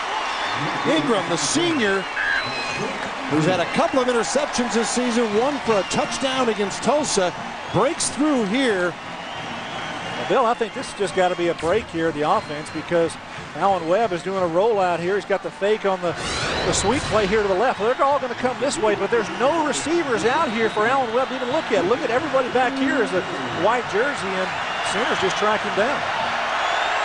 Sets up 3rd and 11. 3rd and goal from the 11, I should say. 3rd and goal from the 11. 3:14 to go in the 3rd quarter. Crowd making a racket again. Webb. Clayton in the backfield with it. Webb sets up, fires, got a man, touchdown Kansas State. The Wildcats get another touchdown, this time through the air, as Rashid Norwood with the score. Norwood with his first touchdown of the year, and the Wildcats make it 33-13. Yeah, I think it's actually his first catch of the year. The tight end hasn't had a ball thrown to him. That's a good job of working inside. He's going to be on Rufus Alexander, number 42. Watch him get to the inside position of him, and the ball just zip lasered there up to it. And I think Rufus kind of got turned around, did not see the football, and Pretty good throw there, sticking it on in there by Allen Webb. Norwood's pass reception. It's a 33-13. The sophomore out of Kansas City Schlegel High School, and Wildcats will try to go for 2 in the point after situation. And Webb rolling out, drops it in the end zone, and got it again. Yes, he did. The 2-point conversion is complete. And that was Norwood again. Norwood on the side. The end zone does a good job of keeping his feet inbounds, and Allen Webb waiting to the very last second to deliver that football. The Cats come up with a couple of points there on the point after attempt here. Little play action and roll out, and watch him go all the way to the sideline here. We're going to look at this. We've got good grab. He is definitely, I think he's in bounds and been forced out. Fans disagree. And remember, we do have instant replay made available to. Well, he catches the football, and watch 1 foot. It's 1 foot in college football, and looks to me like his foot is in the red, not on the white, so that's probably going to be a pretty good catch. And again, we remind you, with instant replay in the Big 12, the number one thing is to remember is it indisputable, and if it's not, and it's not very quickly, they're not going to spend 5 minutes looking at plays. No, I don't think that that's something that they're going to look at too long because they don't have a clear angle. We've probably seen 2 or 3 angles here. Those are all fed to the replay booth, and they can actually manipulate live television, also the replays within the booth, so they have a lot of ways to look at it. And yeah, they're getting a disc. They're looking at replays when we're not, and that's what folks may not understand. And as far as the plays that are reviewable, we'll give you a look here, as much of college football is going to the replay. What we're looking at here is a pass completion also and out of bounds, whether or not that was on the line and in the end zone. His foot looked to me like he was inside in the red paint. But right now they are reviewing it. Yeah, we're hearing that they're reviewing that play. So, before this kickoff here, they'll have a chance to figure that out. How that works in the Big 12 is the referee, he's not actually reviewing the play as you would in the NFL. It's actually done in the replay booth. They've got the feeds that we give them from the TV truck goes up to the booth, and they have a chance to take a look at all those different angles that we have. And here's one angle that they're looking at. And the referee's just standing and waiting on the sideline to take another look at the back of the end zone there. And it looks like that's a grab and a foot in bounds for me. And as you said, Bill, it has to be indisputable evidence to overturn a play. And if it's not indisputable, if it's too hard to find, they're not going to overturn this. But they're taking it to take a look at it. It's a play under review. After review, the play stands as called. The conversion is good. And here's an idea, too. And so far this year, they have had, there you go, the stats, 26 games. As far as plays reviewed, 19 out of 26 games, 10 have been overturned, and the average length of the review, 1 minute and 36 seconds. That's better than anything that ever happens in the NFL, in my opinion. I think it's a very efficient system, how it's worked here in the Big 12 Conference, and I think it's something that they need to continue. And I think it's a good process for them. And I think, as we go along here, the coaches, the fans, they're getting comfortable with this process, and I think that it's working pretty well. Kickoff here. Oklahoma to receive. Smith, who had a nice return on the last one, takes this one from the 4. And Smith breaks a tackle. Finally stopped at the 17, making the 16-yard line. And yeah, we do, before we leave that replay thing, I want to emphasize again that the replay official sitting in the booth up in the press box is constantly reviewing plays, whether you're seeing them or not. And that is something that sometimes is not totally understand. Fans are wondering, well, why didn't they review it? They are. On this case, he saw something enough that he decided to say, we need a timeout, I want to double check. But many times they're reviewing plays in between plays, and they see no reason to stop it, they move on. But it's not like they're just sitting up there waiting. They've got a pretty elaborate system up there, a couple of monitors to look at, the replay machines, and they can freeze plays and go back and watch any play they want. They stop them and start them on the play, and it's instantaneous. So they have a lot of ability that you're probably not even aware of, but they are, as you said, Bill, reviewing plays constantly throughout the ballgame. If there's something they need to review, they'll buzz the officials on the field. Dante Hickson, the ball carrier. This guy, as you take a look at the total yards this quarter, is a senior out of McKinney, Texas, who has had the best season he had was 03, 306 yards rushing. His high school career, 2,581 rushing yards and 31 touchdowns as a senior. He also had 2 400-yard rushing games And it just tells you the level of talent that is in a place like University of Oklahoma, where it's all he can do to get into the lineup here with the Sooners. And Kewan Jones is another case. A guy who's had over 2,000 career yards, 2 touchdowns tonight. He's been a big factor in the absence of Peterson. Well, Adrian Peterson out of the mix, but you take Kewan Jones in there, who's been a veteran in this offensive system for a number of years, and he's come in and played with Quentin Griffin as well and Adrian Peterson a year ago. So a 1-2 punch, you bring him in, you do not lose a lot of efficiency with this offense. He's a very talented back, and you talk about Dante Hickson as well. They've got talented players here in the backfield for the Sooners. 3rd and 7, ball on the 19. Bomar fires complete out to the 37-yard line. Joaquin Iglesias, the freshman from Killeen, Texas, is another guy they're excited about. He makes his first grab. Yeah, they saw him in camp this fall, and they said, hey, this guy is a very special athlete. He's very talented. Just got to get him in, balanced into the system here and get him ready to go. And you take a look at one of the cats here on the Wildcats on the turf. Look at his number. Eccles. Defensive tackle, Quentin Eccles, the injured player. Yeah, but Iglesias is a receiver that they feel like has a bright future. He's got a lot of speed, a lot of ability, and he was a bright spot in fall camp, got some early playing time, and here is a true freshman getting a chance to show what he can do.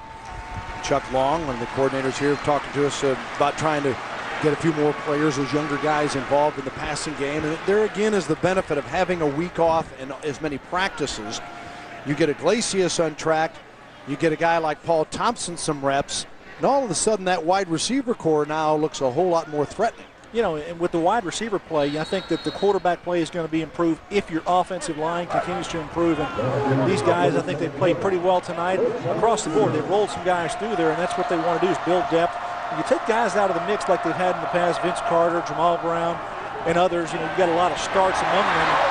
Have a look here at Kewan Jones getting some good yardage, but that offensive line really is the key to set everything in motion. Your running game, your passing game, and I think everyone's play is going to be improved across the board. At least its productivity will be once your offensive line continues to play. You take a look at Shashawn here, number 70. He's actually one of the players that Kevin Wilson, the offensive run coordinator here for Oklahoma, called out. He's a senior player, said, hey, he has not played to the level that he's capable of playing, and I think he took that to heart. And other players across that offensive front, they have got to step up, and not to just single Kelvin out, but he has got to play better across, and all of them across the board for this offensive unit to be productive. Yeah, they have really challenged the seniors. Hickson, the ball carrier on that play, to say that, hey, these guys have performed. Sure. They're not. They've got to. And meanwhile, they've got those freshmen who they understand the learning curve is going to take a while, but they're continuing to mix players in. And I think that's part of the frustration is they felt this team would be so much stronger than it has been. Yeah, Chris Bush, number 52 as well. One of those guys that's a senior that's up there that they feel like needs to produce well. And they've done a pretty good job tonight. I think when they look at this tape, that what they've done against Kansas State, at least so far, I think Bob Stoops is probably going to be pleased, as will Kevin Wilson. Seconds of the quarter. Bomar wanted to end it with a bang. He's at the 30, the 20, turning it on and knocked out of bounds at the 11-yard line in the final play of the third quarter. Look at the emotion he displays. A flag is thrown near the 27-yard line. Well, you know why? Bob Stoops is very high on this young man. It's that explosiveness. I'm up here saying, wow. Foul, 92 on the defense. I'm up here saying, wow, because he turned onto another gear at the line of scrimmage. When he saw that hole and went to the north end zone and then cut back across the grain, he showed the speed and ability that he has where he can become a dual-threat quarterback. Is his running game better than his passing game right now? You bet it is. He's a more better runner than he is a passer. That's going to come in time with more reps on the field. 42 yards on that play to end the quarter with a penalty to boot against Kansas State. That's the end of the third quarter. Oklahoma 33, Kansas State 15. You're watching College Football Saturday presented by Kia Sarah on FSN. It's uncensored. What a gentleman. Unrated.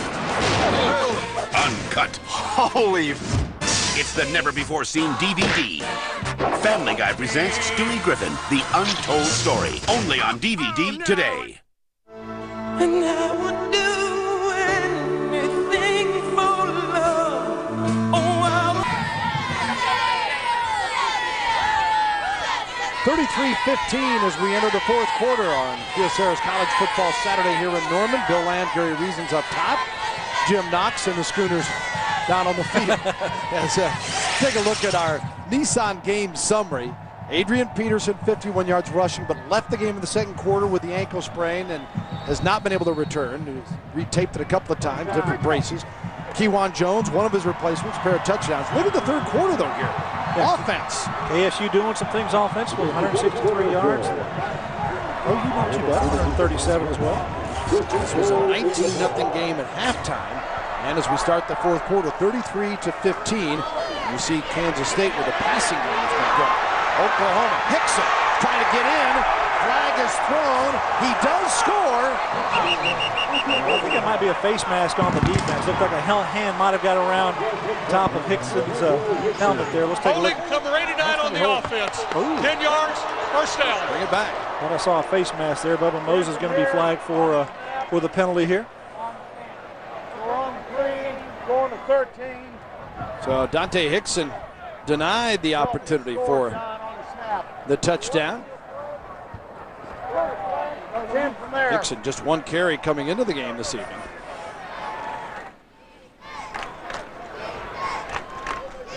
Let's take a look at it here on the right side of your screen. See Bubba Moses right there. See the contact there, and you see the jersey being pulled. It's a pretty good call by the officials. I thought right there at the end might have had a face mask, but just have a look at it. First and goal from the 13. Kewan Jones, as he and Hickson are alternating just about every other play. And he is stopped near the 12-yard line. Byron Garvin makes the tackle for Kansas State. Well, going to bring up a third down here. Excuse me, a second and long now. There's Kewan Jones' work tonight. Just thinking here if they're going to try to attempt a pass to get a passing touchdown. Still on the season, no passing touchdowns yet for the Sooners. That's remarkable here. 3 quarters of the way through the fourth ball game of the season. All right, but they've already got 33. Let's see. Second down. Bomar going to run it. And he is stopped inside the 5-yard line. And it'll be third down and goal now. Well, he had a receiver in the back of the end zone, and he does not throw the football to him. And I think he had Manuel Johnson coming across the back. You take a look here. Pretty good hit coming from the inside. I think that Bomar did not play on particularly great high school football teams. Played for his father, Grand Prairie, and they did not get into the playoffs. I'm guessing, Gary, that he's had to be the show. And here, when you've got his kind of ability, I can see where if he doesn't find somebody early, sometimes there's still a tendency to say, well, I'll just tuck it and go. Yeah, there's nothing wrong with that because that's a smart play. It's a safe play, but they're going to throw the football. And third and goal in the end zone. Touchdown, Oklahoma, through the air. There it is. Joe John Finley. Well, the monkey's off the back here for Brett Bomar. He's real happy about that. Joe John has thrown a couple of balls to him tonight and been effective. Joe John is a pretty good target down here with his size down here in the red zone at 6'6", 240 pounds, coming across and working outside. Just look at him, throwing the ball up to him. You take a small receiver, throw it right over the top of him. Good shot that time by Bomar and pretty good catch. First passing touchdown for Oklahoma. And Bomar to Joe John Finley. And the point after by Hartley is good. And Oklahoma makes it 40-15. First touchdown pass of the year, the first of the career for Brett Bomar. Sooners lead it by 25.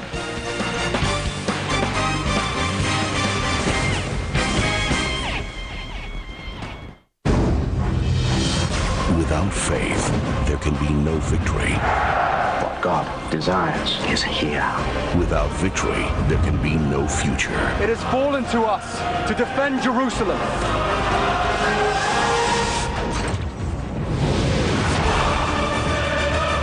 From Ridley Scott, director of Gladiator. Kingdom of Heaven, on the DVD October 11th. These chili cheese fries are making me full. You don't have to finish them. You just... Charlie? You wanna... What the... Wow. Who's this guy? Calling in a sub. How long has he been sitting in the back of my car? It's always back there. Always back there? Yeah. Cherry limeade, buddy? I thought he was a buddy of yours. Game day food. Nothing goes better with sports than Sonic's chili cheese fries, the official food of armchair quarterbacks. It's not just good, it's Sonic good. They don't care that Valero Energy Corporation is the nation's largest independent refiner, or that we're an industry leader in the production of environmentally clean energy products, or that our 4,600 stores market food and fuel to keep most of North America going. They just know that among the thousands of Valero employees who volunteer for community service every day, there's one who has energy to spare. For them, Valero, the energy to take you anywhere.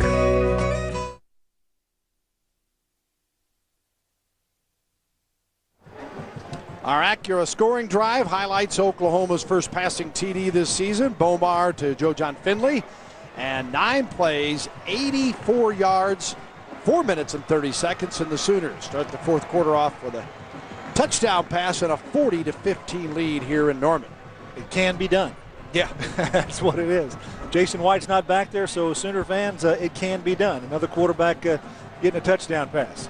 So Jason White signing autographs before the ball game tonight in a promotional setup outside the stadium. Still revered here as a Sooner. Going to be so for the rest of his life. Folks here, nothing against anybody that's here now, but much more appreciative of what they had. They kind of took that Heisman Trophy winner for granted, believe it or not, for a while.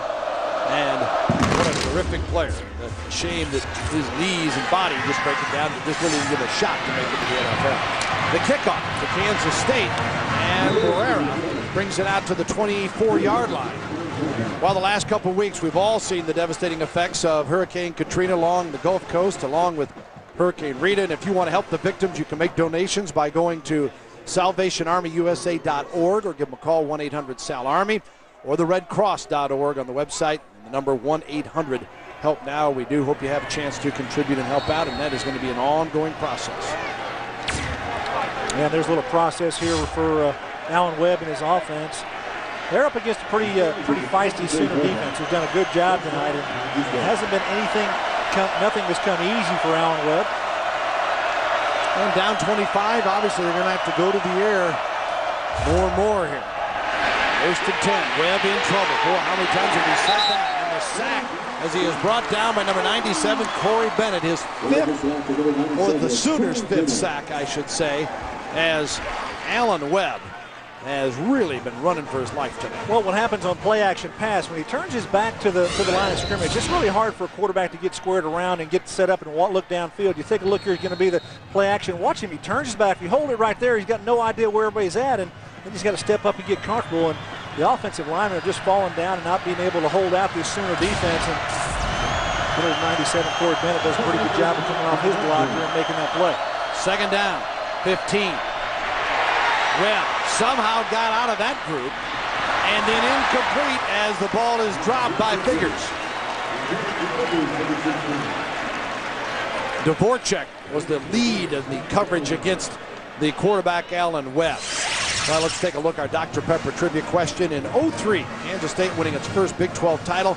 What year did the Wildcats win their last title? 1934, yeah, it wasn't the Big 12 North, it was the Big 6 Conference.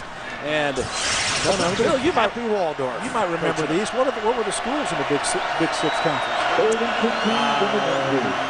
me see. Thought you might remember those. That's a pretty good one. I'm not quite that old.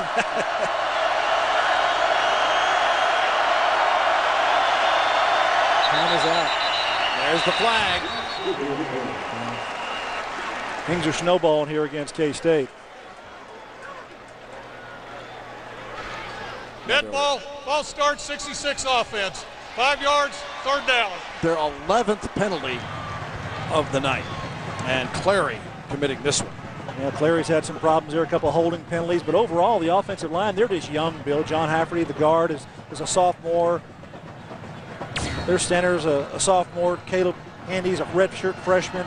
Their depth are all freshmen. So the offensive line here, they're growing as well. They're trying to improve, but it's something that doesn't come easy, especially against a talented football team like Oklahoma. It can be a tough night, and they've had a lot thrown at them tonight.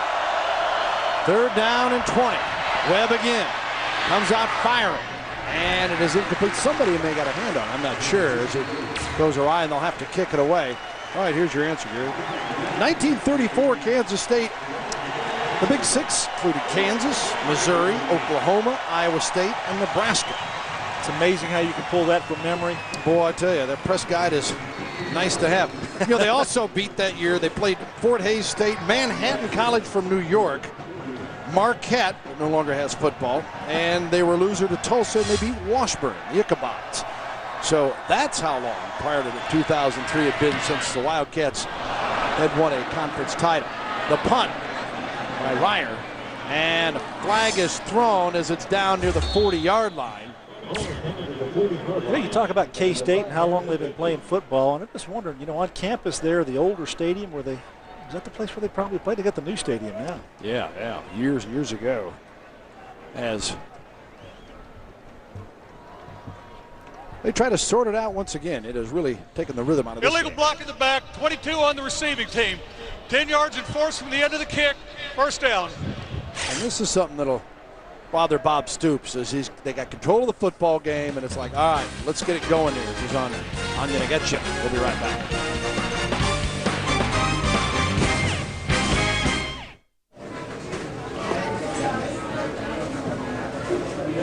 When you're the 10-year anniversary, all season long on FSN. 40-15, Oklahoma leading it over Kansas State. Red Bomar, a big part of the Oklahoma success story tonight. No doubt he has grown up a little bit tonight, both with his speed, running the football, showing that he's got speed, and able to make some things happen here right in the middle of the defense here against Kansas State. And he's been impressive so far running the football and driving, leading this offense, but I think he's making some pretty good decisions with the football. Pump fake there, goes to Joe John Finley in the middle here. Then he gets the monkey off the back with his first touchdown pass of the season and his career. So good night here for young Red Bomar. Scored one, tossed for another, ran 8 times for 67 yards, hands the football off to Kewan Jones here. Jones motors to the 40 and should have a 1st down depending on the exact placement of it. 12:05 to go in the football game, and Oklahoma with a 40-15 lead, trying to give Kansas State its first loss of the season in the conference opener.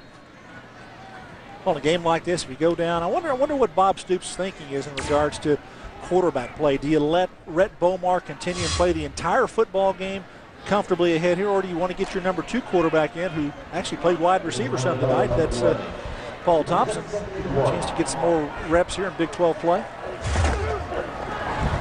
Interesting, that is for sure, because the Sooners rolling the dice there just a bit with playing Thompson receiver, and he's also your backup quarterback.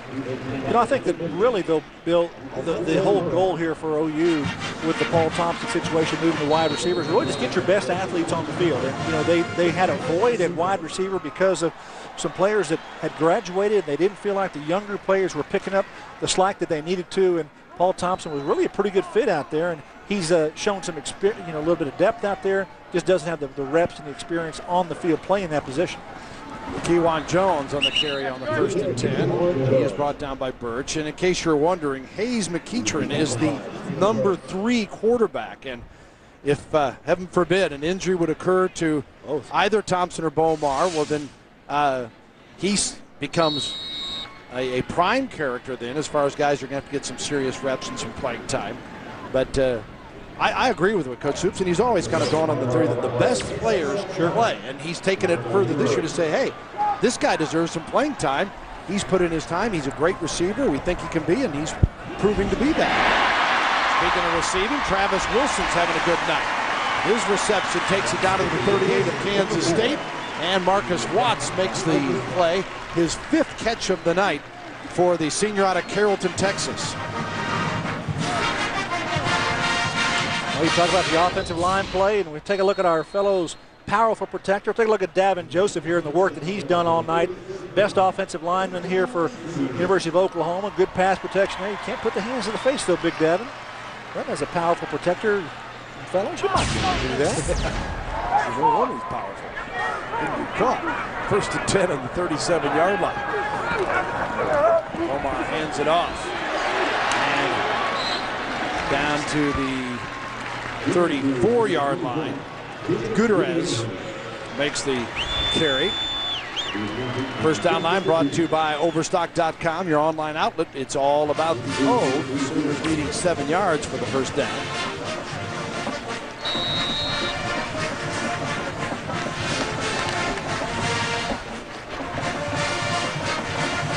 At the 34-yard line. Gutierrez is the running back again and gets the carry here. Oh, he's quick. Breaks it down to the 26-yard line. Remember, he had the block punt earlier tonight. Set things up for Oklahoma. Justin McKinney makes the tackle for Kansas State. That came off the edge, got a partially blocked punt, Gutierrez, and he just comes right down inside and does a good job of just exploding through the hole. And you have 2 blocks in front of you. That's usually what happens with the push. And Chison doing a good job. That's one of the things that Kelvin Chison needs to do more of, and be physical and finish blocks, and does a good job that time on that run play. Takes Brandon Archer down to the turf. Gutierrez. 1st and 10 from the 26. Gutierrez gets the carry again. Stop. He's a sophomore out of San Antonio, went to Madison High School. Marcus Watts comes up, makes a nice tackle on the outside. Quick back out of the backfield, and does a good job of wrapping him up. Gutierrez, 52 touchdowns in his high school career, 4,500 yards rushing total. You know, we talked a lot about Oklahoma's offensive line and playing well tonight. One of the things that's kind of difficult for them is the depth they have with their offensive line. They've got some seniors up there, but then what are behind them are really just freshmen and redshirt freshmen. Not a lot of juniors, sophomores in that mix. And really it's been because they've had such good players there that it's been a little bit difficult, I think, for Bob Stoops and his coaches to recruit here at Oklahoma, because they've had just great offensive linemen, and guys want to come in and play. And you've got an incumbent starting offensive lineman that are Big 12 caliber and even NFL type caliber. You got Jamal Brown, and you might have a guy here like Davin Joseph going to step into that role next year. It's hard to recruit sometimes to get those players in here, so the depth is not what Bob Stoops would like to have right now with his offensive line. Yeah, even great players want to play right now. And sometimes you'll have just a snap because you have so many of them, and guys say, well, I don't see the light right now.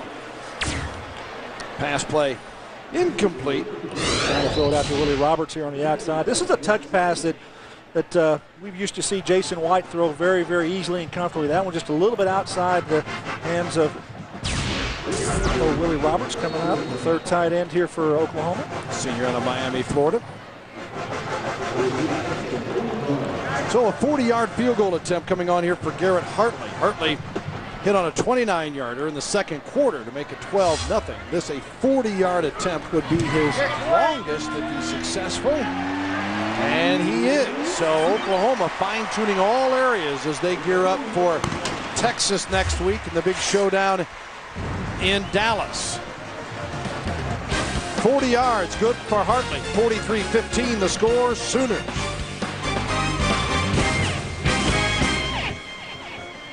Hey, Bob here. Welcome back to Kyocera College Football Saturday. Bill Langberry Reasons. Jim Knox with you here in Norman. The Sooners in control, 43-15. Second field of the night from Hartley, giving them that lead. And let's head on down to Jim Knox. Okay, thank you very much, Bill. Try to answer some emails. We'll get this one answered for Brian. Brian said, take a look on the sidelines. Oklahoma Sooners have some of the best cheerleaders in college football. They can do a lot of gymnastics stuff. We're going to check it out right here. Go ahead, go. Go, guys. There we go. Let's see. Nice flip there. Over here to the right here, Rusty. Catch those 3. Hey, not bad. There you go, Brian. Hey, Brian, that's a pretty good call. Yeah. Good organization down there, Jim Knox. Doesn't matter if it's a Sooner schooner, if it's cheerleaders, he is in control all over the stadium. Parents looking on go, is that what my money went to? Body paint. Okay, thank you, son. The kickoff for Oklahoma. Hartley. Taken on the 7-yard line. And Alsop brings it out to the 35-yard line. So Kansas State with 7:49 to go. They'll take over ball on the 35-yard line. At this point, they're gearing up for next week's battle with the University of Kansas. Kansas playing Texas Tech tonight. As a result, they'll give Allen Everidge a look here. The freshman redshirt from Nebraska last week threw for 97 yards in a blowout of North Texas. Comes on as the quarterback. The southpaw can gun it. Misses here, trying to connect with Morera. They think he's got a good, strong arm, and they like what he brings the tools as a quarterback. 7:45 to go with it 43-15 Oklahoma. We'd like to alert our viewers watching on FSN Northwest, Arizona, and West 2. You'll be joining live coverage of the Washington-UCLA game in just a few moments. 2nd and 10 from the 35. Everidge plenty of time and finds a man and is complete to Dennis. He goes the wrong direction, now heads to the sideline and out of bounds. And Dennis on the receiving end. Forced out of bounds by Wolf, number 25.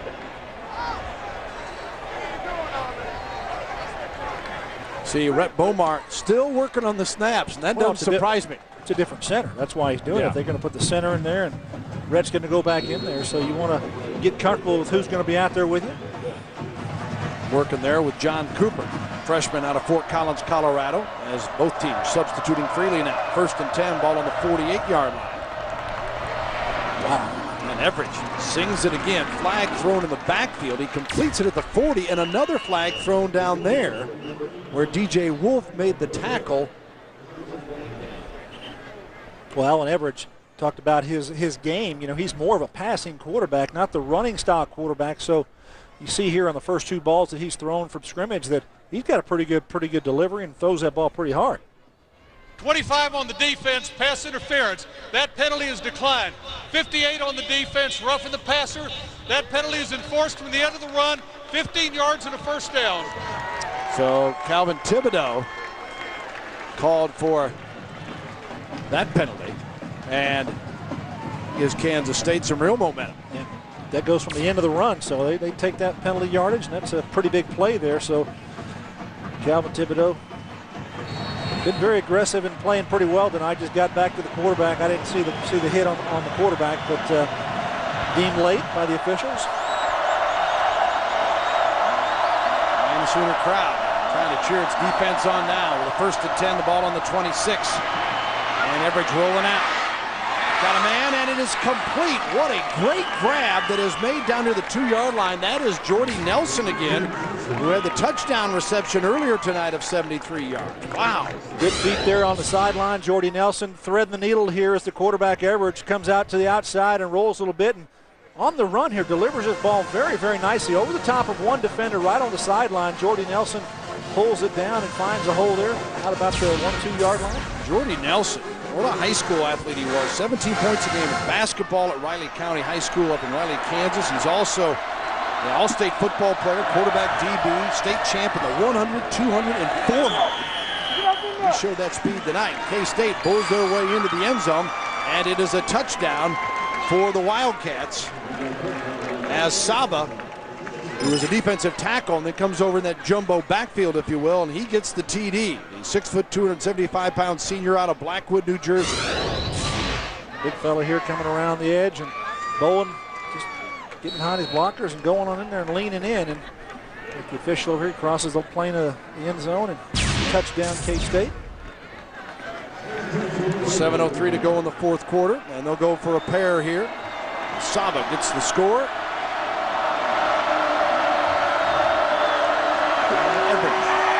Throwing it in the end zone and just incomplete, looking for Nelson.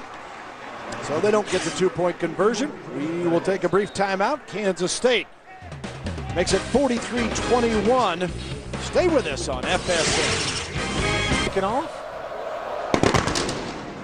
And they send it, the pooch kick, if you will, down near the 11-yard line. And that is Smith, well, I beg your pardon, Rankins.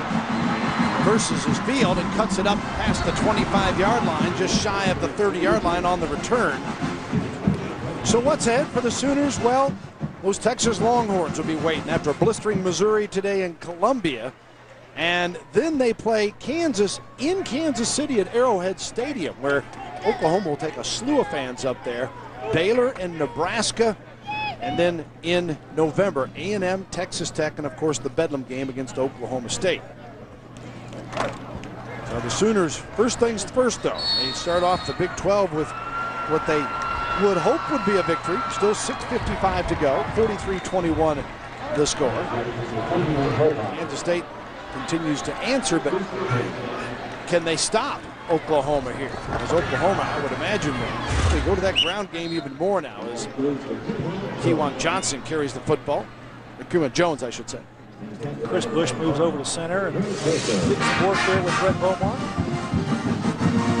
Also J.D. Quinn on that offensive line, redshirt freshman from Garland, Texas, as Kevin Wilson, the offensive line coach and offensive coordinator, trying to move different guys in there. You see Chris Messner, junior out of Frederick, Oklahoma.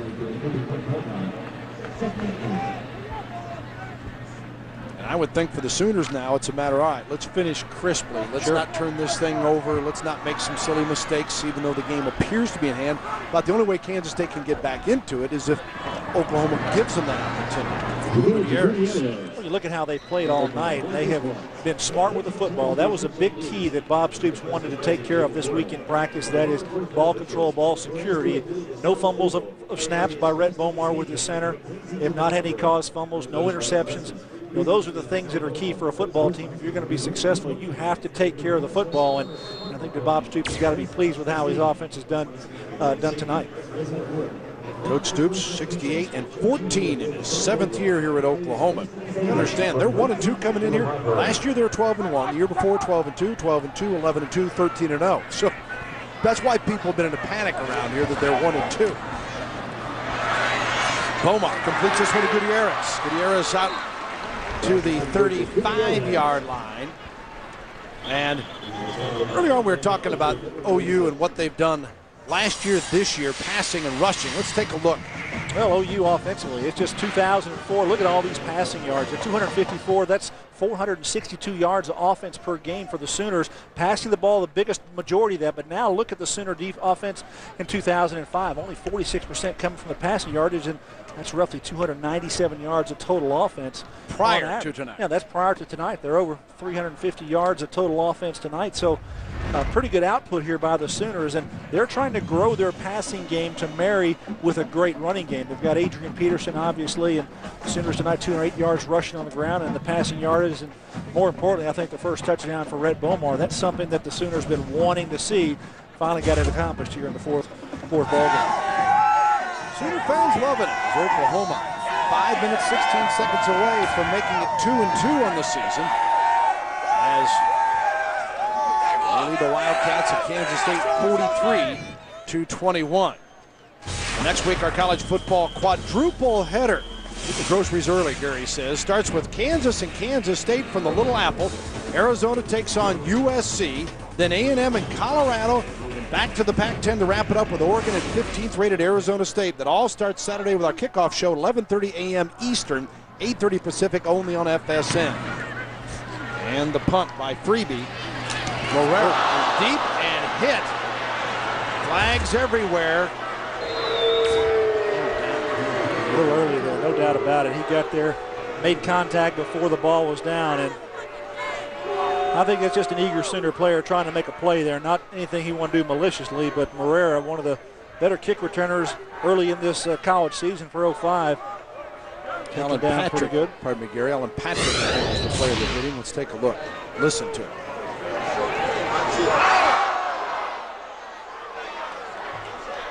He's unprotected there. He's actually had a little contact with a blocker, but he has no way of knowing where that football is, and he's just trying to make an aggressive play. A little push from Garvin on the play. You know, one of the things, Bill, you talk about, with Oklahoma and their slow start, 1-2 coming into this ball game, and really how that's all handled by the head football coach, and that's Bob Stoops, and really a lot of changes that you have to make or think about with players leaving and things going on, and really, he doesn't really want to talk about things that have happened in the past. He wants to look forward, but 1-2 start does not really sit well with a lot of Sooner fans. They're used to being in national championship type pictures over the last 5 years. 3 of the last 5 years they've been in the national championship game, and really may not be in that picture this year unless they have some type of a huge run here towards the end of the year.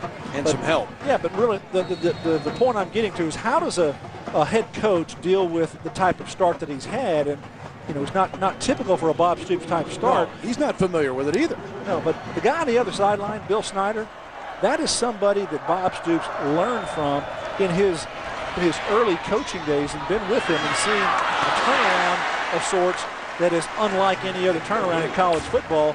And to be able to deal with those types of things, I think that it's kind of unique that Bill Snyder is the guy that's here tonight going against Bob Stoops, and probably one of the more challenging ball games in his coaching career. Yeah, and Bill Snyder, the only blip lately was last year's 4-7 record. Of course, in 2003 they went 11-4 and bumped off Oklahoma. You saw the video earlier in that Big 12 championship game. But they had an 11-year period from 93 to 2003. When they won at least 10 of those 11 years, and that only other year that they didn't get that, they went 6-6. But people forget that when Snyder took over, that they were 0-26-1 prior to his arrival.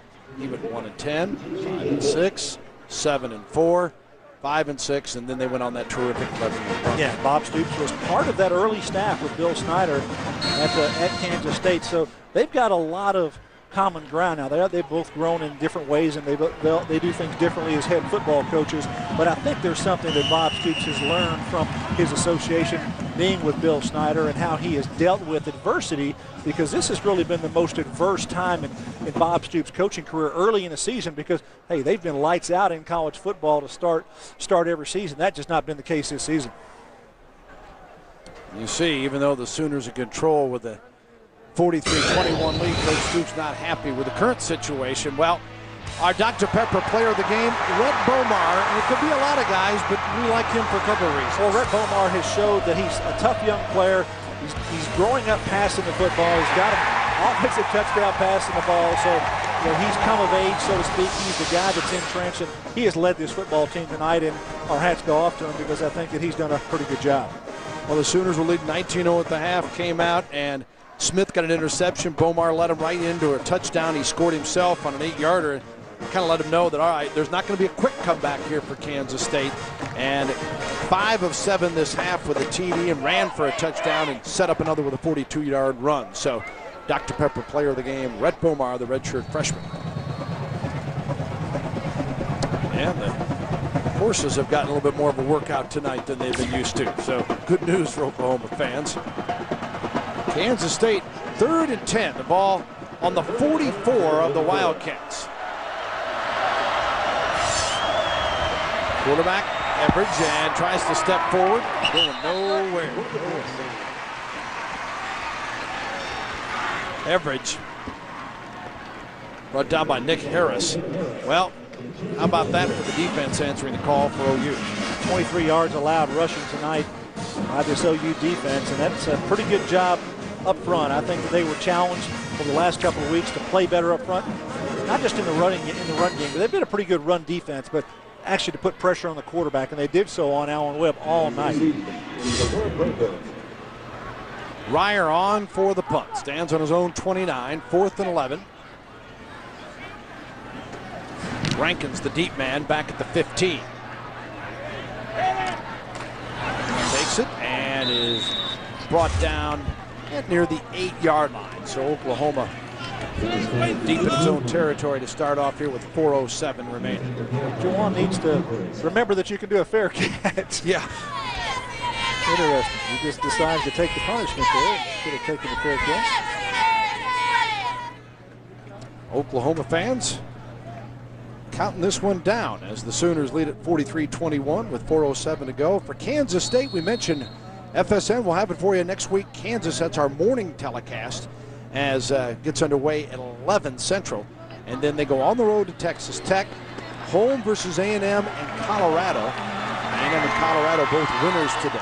And then at Iowa State, and Paul Thompson comes into the quarterback slot now out of the shotgun. Thompson Hands it off to Gutierrez. And we were asking the coaches, all right, how do you work this situation? Thompson is your backup quarterback. I said, well, thankfully we're not working with a freshman. We're working with a guy who's been here, knows what we're doing, doesn't need all the reps that you want to give a younger player. Well, they say he's smart in the offense. He knows the routes of all the receivers, not just the position he plays out there. So I asked the coaches, I said, hey, Bob, what did you do about getting him reps? I said, well, he's not going to get as many reps at the quarterback spot as we'd like because Rhett's going to get the majority of those reps, but he plays enough in the passing game as a receiver. He's in all the meetings. I said, is the workload hard for him? He says, no, because he's a smart young man. He knows the offense, and he has turned out a lot better as a receiver earlier than they thought. Now he gets a chance to tune up his quarterbacking skills a little bit. Junior from Leander, Texas, the handoff here, and nothing doing as Oklahoma would like to be able to run the clock out, but it's going to be difficult. Brandon Archer makes the tackle here.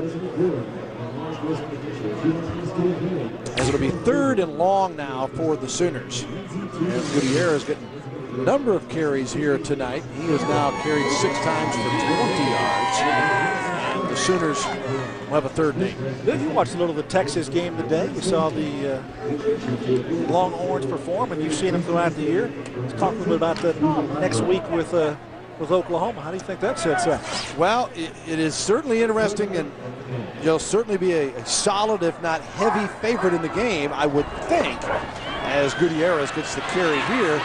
But until Oklahoma falls to Texas, the pressure, I think, is still on the University of Texas, even though they've already survived a big test up in Columbus, Ohio, against Ohio State. And Oklahoma is going to enter that game after tonight with a lot of confidence, and they know they can win down there. And in that series, it's just been crazy. It is totally unpredictable. Well, if you're Bob Stoops, you're going to have to sell your football team on the fact that, hey, your defense has played exceptionally well tonight, and you can go in there, it's going to be an effort to slow down Vince Young and that offense that they have at Texas, but you've got to go in there and play smart, aggressive defense, make some plays, and anything that happened in that Cotton Bowl, as you well know, it's an interesting place to play, and should be a pretty good contest again next week, and I'm sure a lot of Sooner fans are looking forward to that one. And the clock expires there, so our Kyocera meet-up play of the game, and it goes to Oklahoma. Finley in lineup, first touchdown pass reception of the year for the Sooners from Rhett Beaumont. Pretty good execution, throw it up to the big tight end, and good frame to throw to, good body, and Joe John Finley gets that meet-up play of the game. He and Rhett Beaumont. And with 1:43 to go now, Sooners 43-21, and many of the fans making their exit. Let's talk about K-State now playing Kansas next week, and Mark Mangino brings his football team into Manhattan, and it's a game. It's an in-state rivalry type of a game, Bill. You've got K-State, Kansas. It's going to be one of those games that really it's going to be very competitive. I think a couple of teams want to try to position themselves to be in the hunt, so to speak, for the Big 12 North. Kansas is losing to Texas Tech 30-17 late in the 4th quarter in that game in Lubbock. So Mark Mangino's club having to go on the road, if you will, for back-to-back games, and just down I-70 and up Highway 77 to meet the Wildcats in Manhattan next week. Here's the punt. Fair catch is called for and then fumbled, and Oklahoma's recovered. They're going to whistle it dead. The play is going to be whistled dead as the Sooners, Williams returning it for what he thinks is a touchdown, but they're going to bring it back. Darian Williams, a sophomore, Mesquite, Texas. The muff kick, therefore Oklahoma takes possession at this spot. No advance after a muff punt, college football. We were saying that last year, remember, Kansas beat Kansas State 31-28. So, K-State should, not that they need any extra juice to get ready for that game, but that certainly sets the table for one up next week in Manhattan. I remember on the last punt return that he took a pretty good shot in the midsection, and back there again trying with a fair catch this time, but does not pull it in, and recovered by the Sooners. Williams thought he had him a touchdown. Yeah, fans thought they had a little last-minute lightning here. 1:32 to go. Sooners Thompson back in at the quarterback position, 1st and 10 from the 46.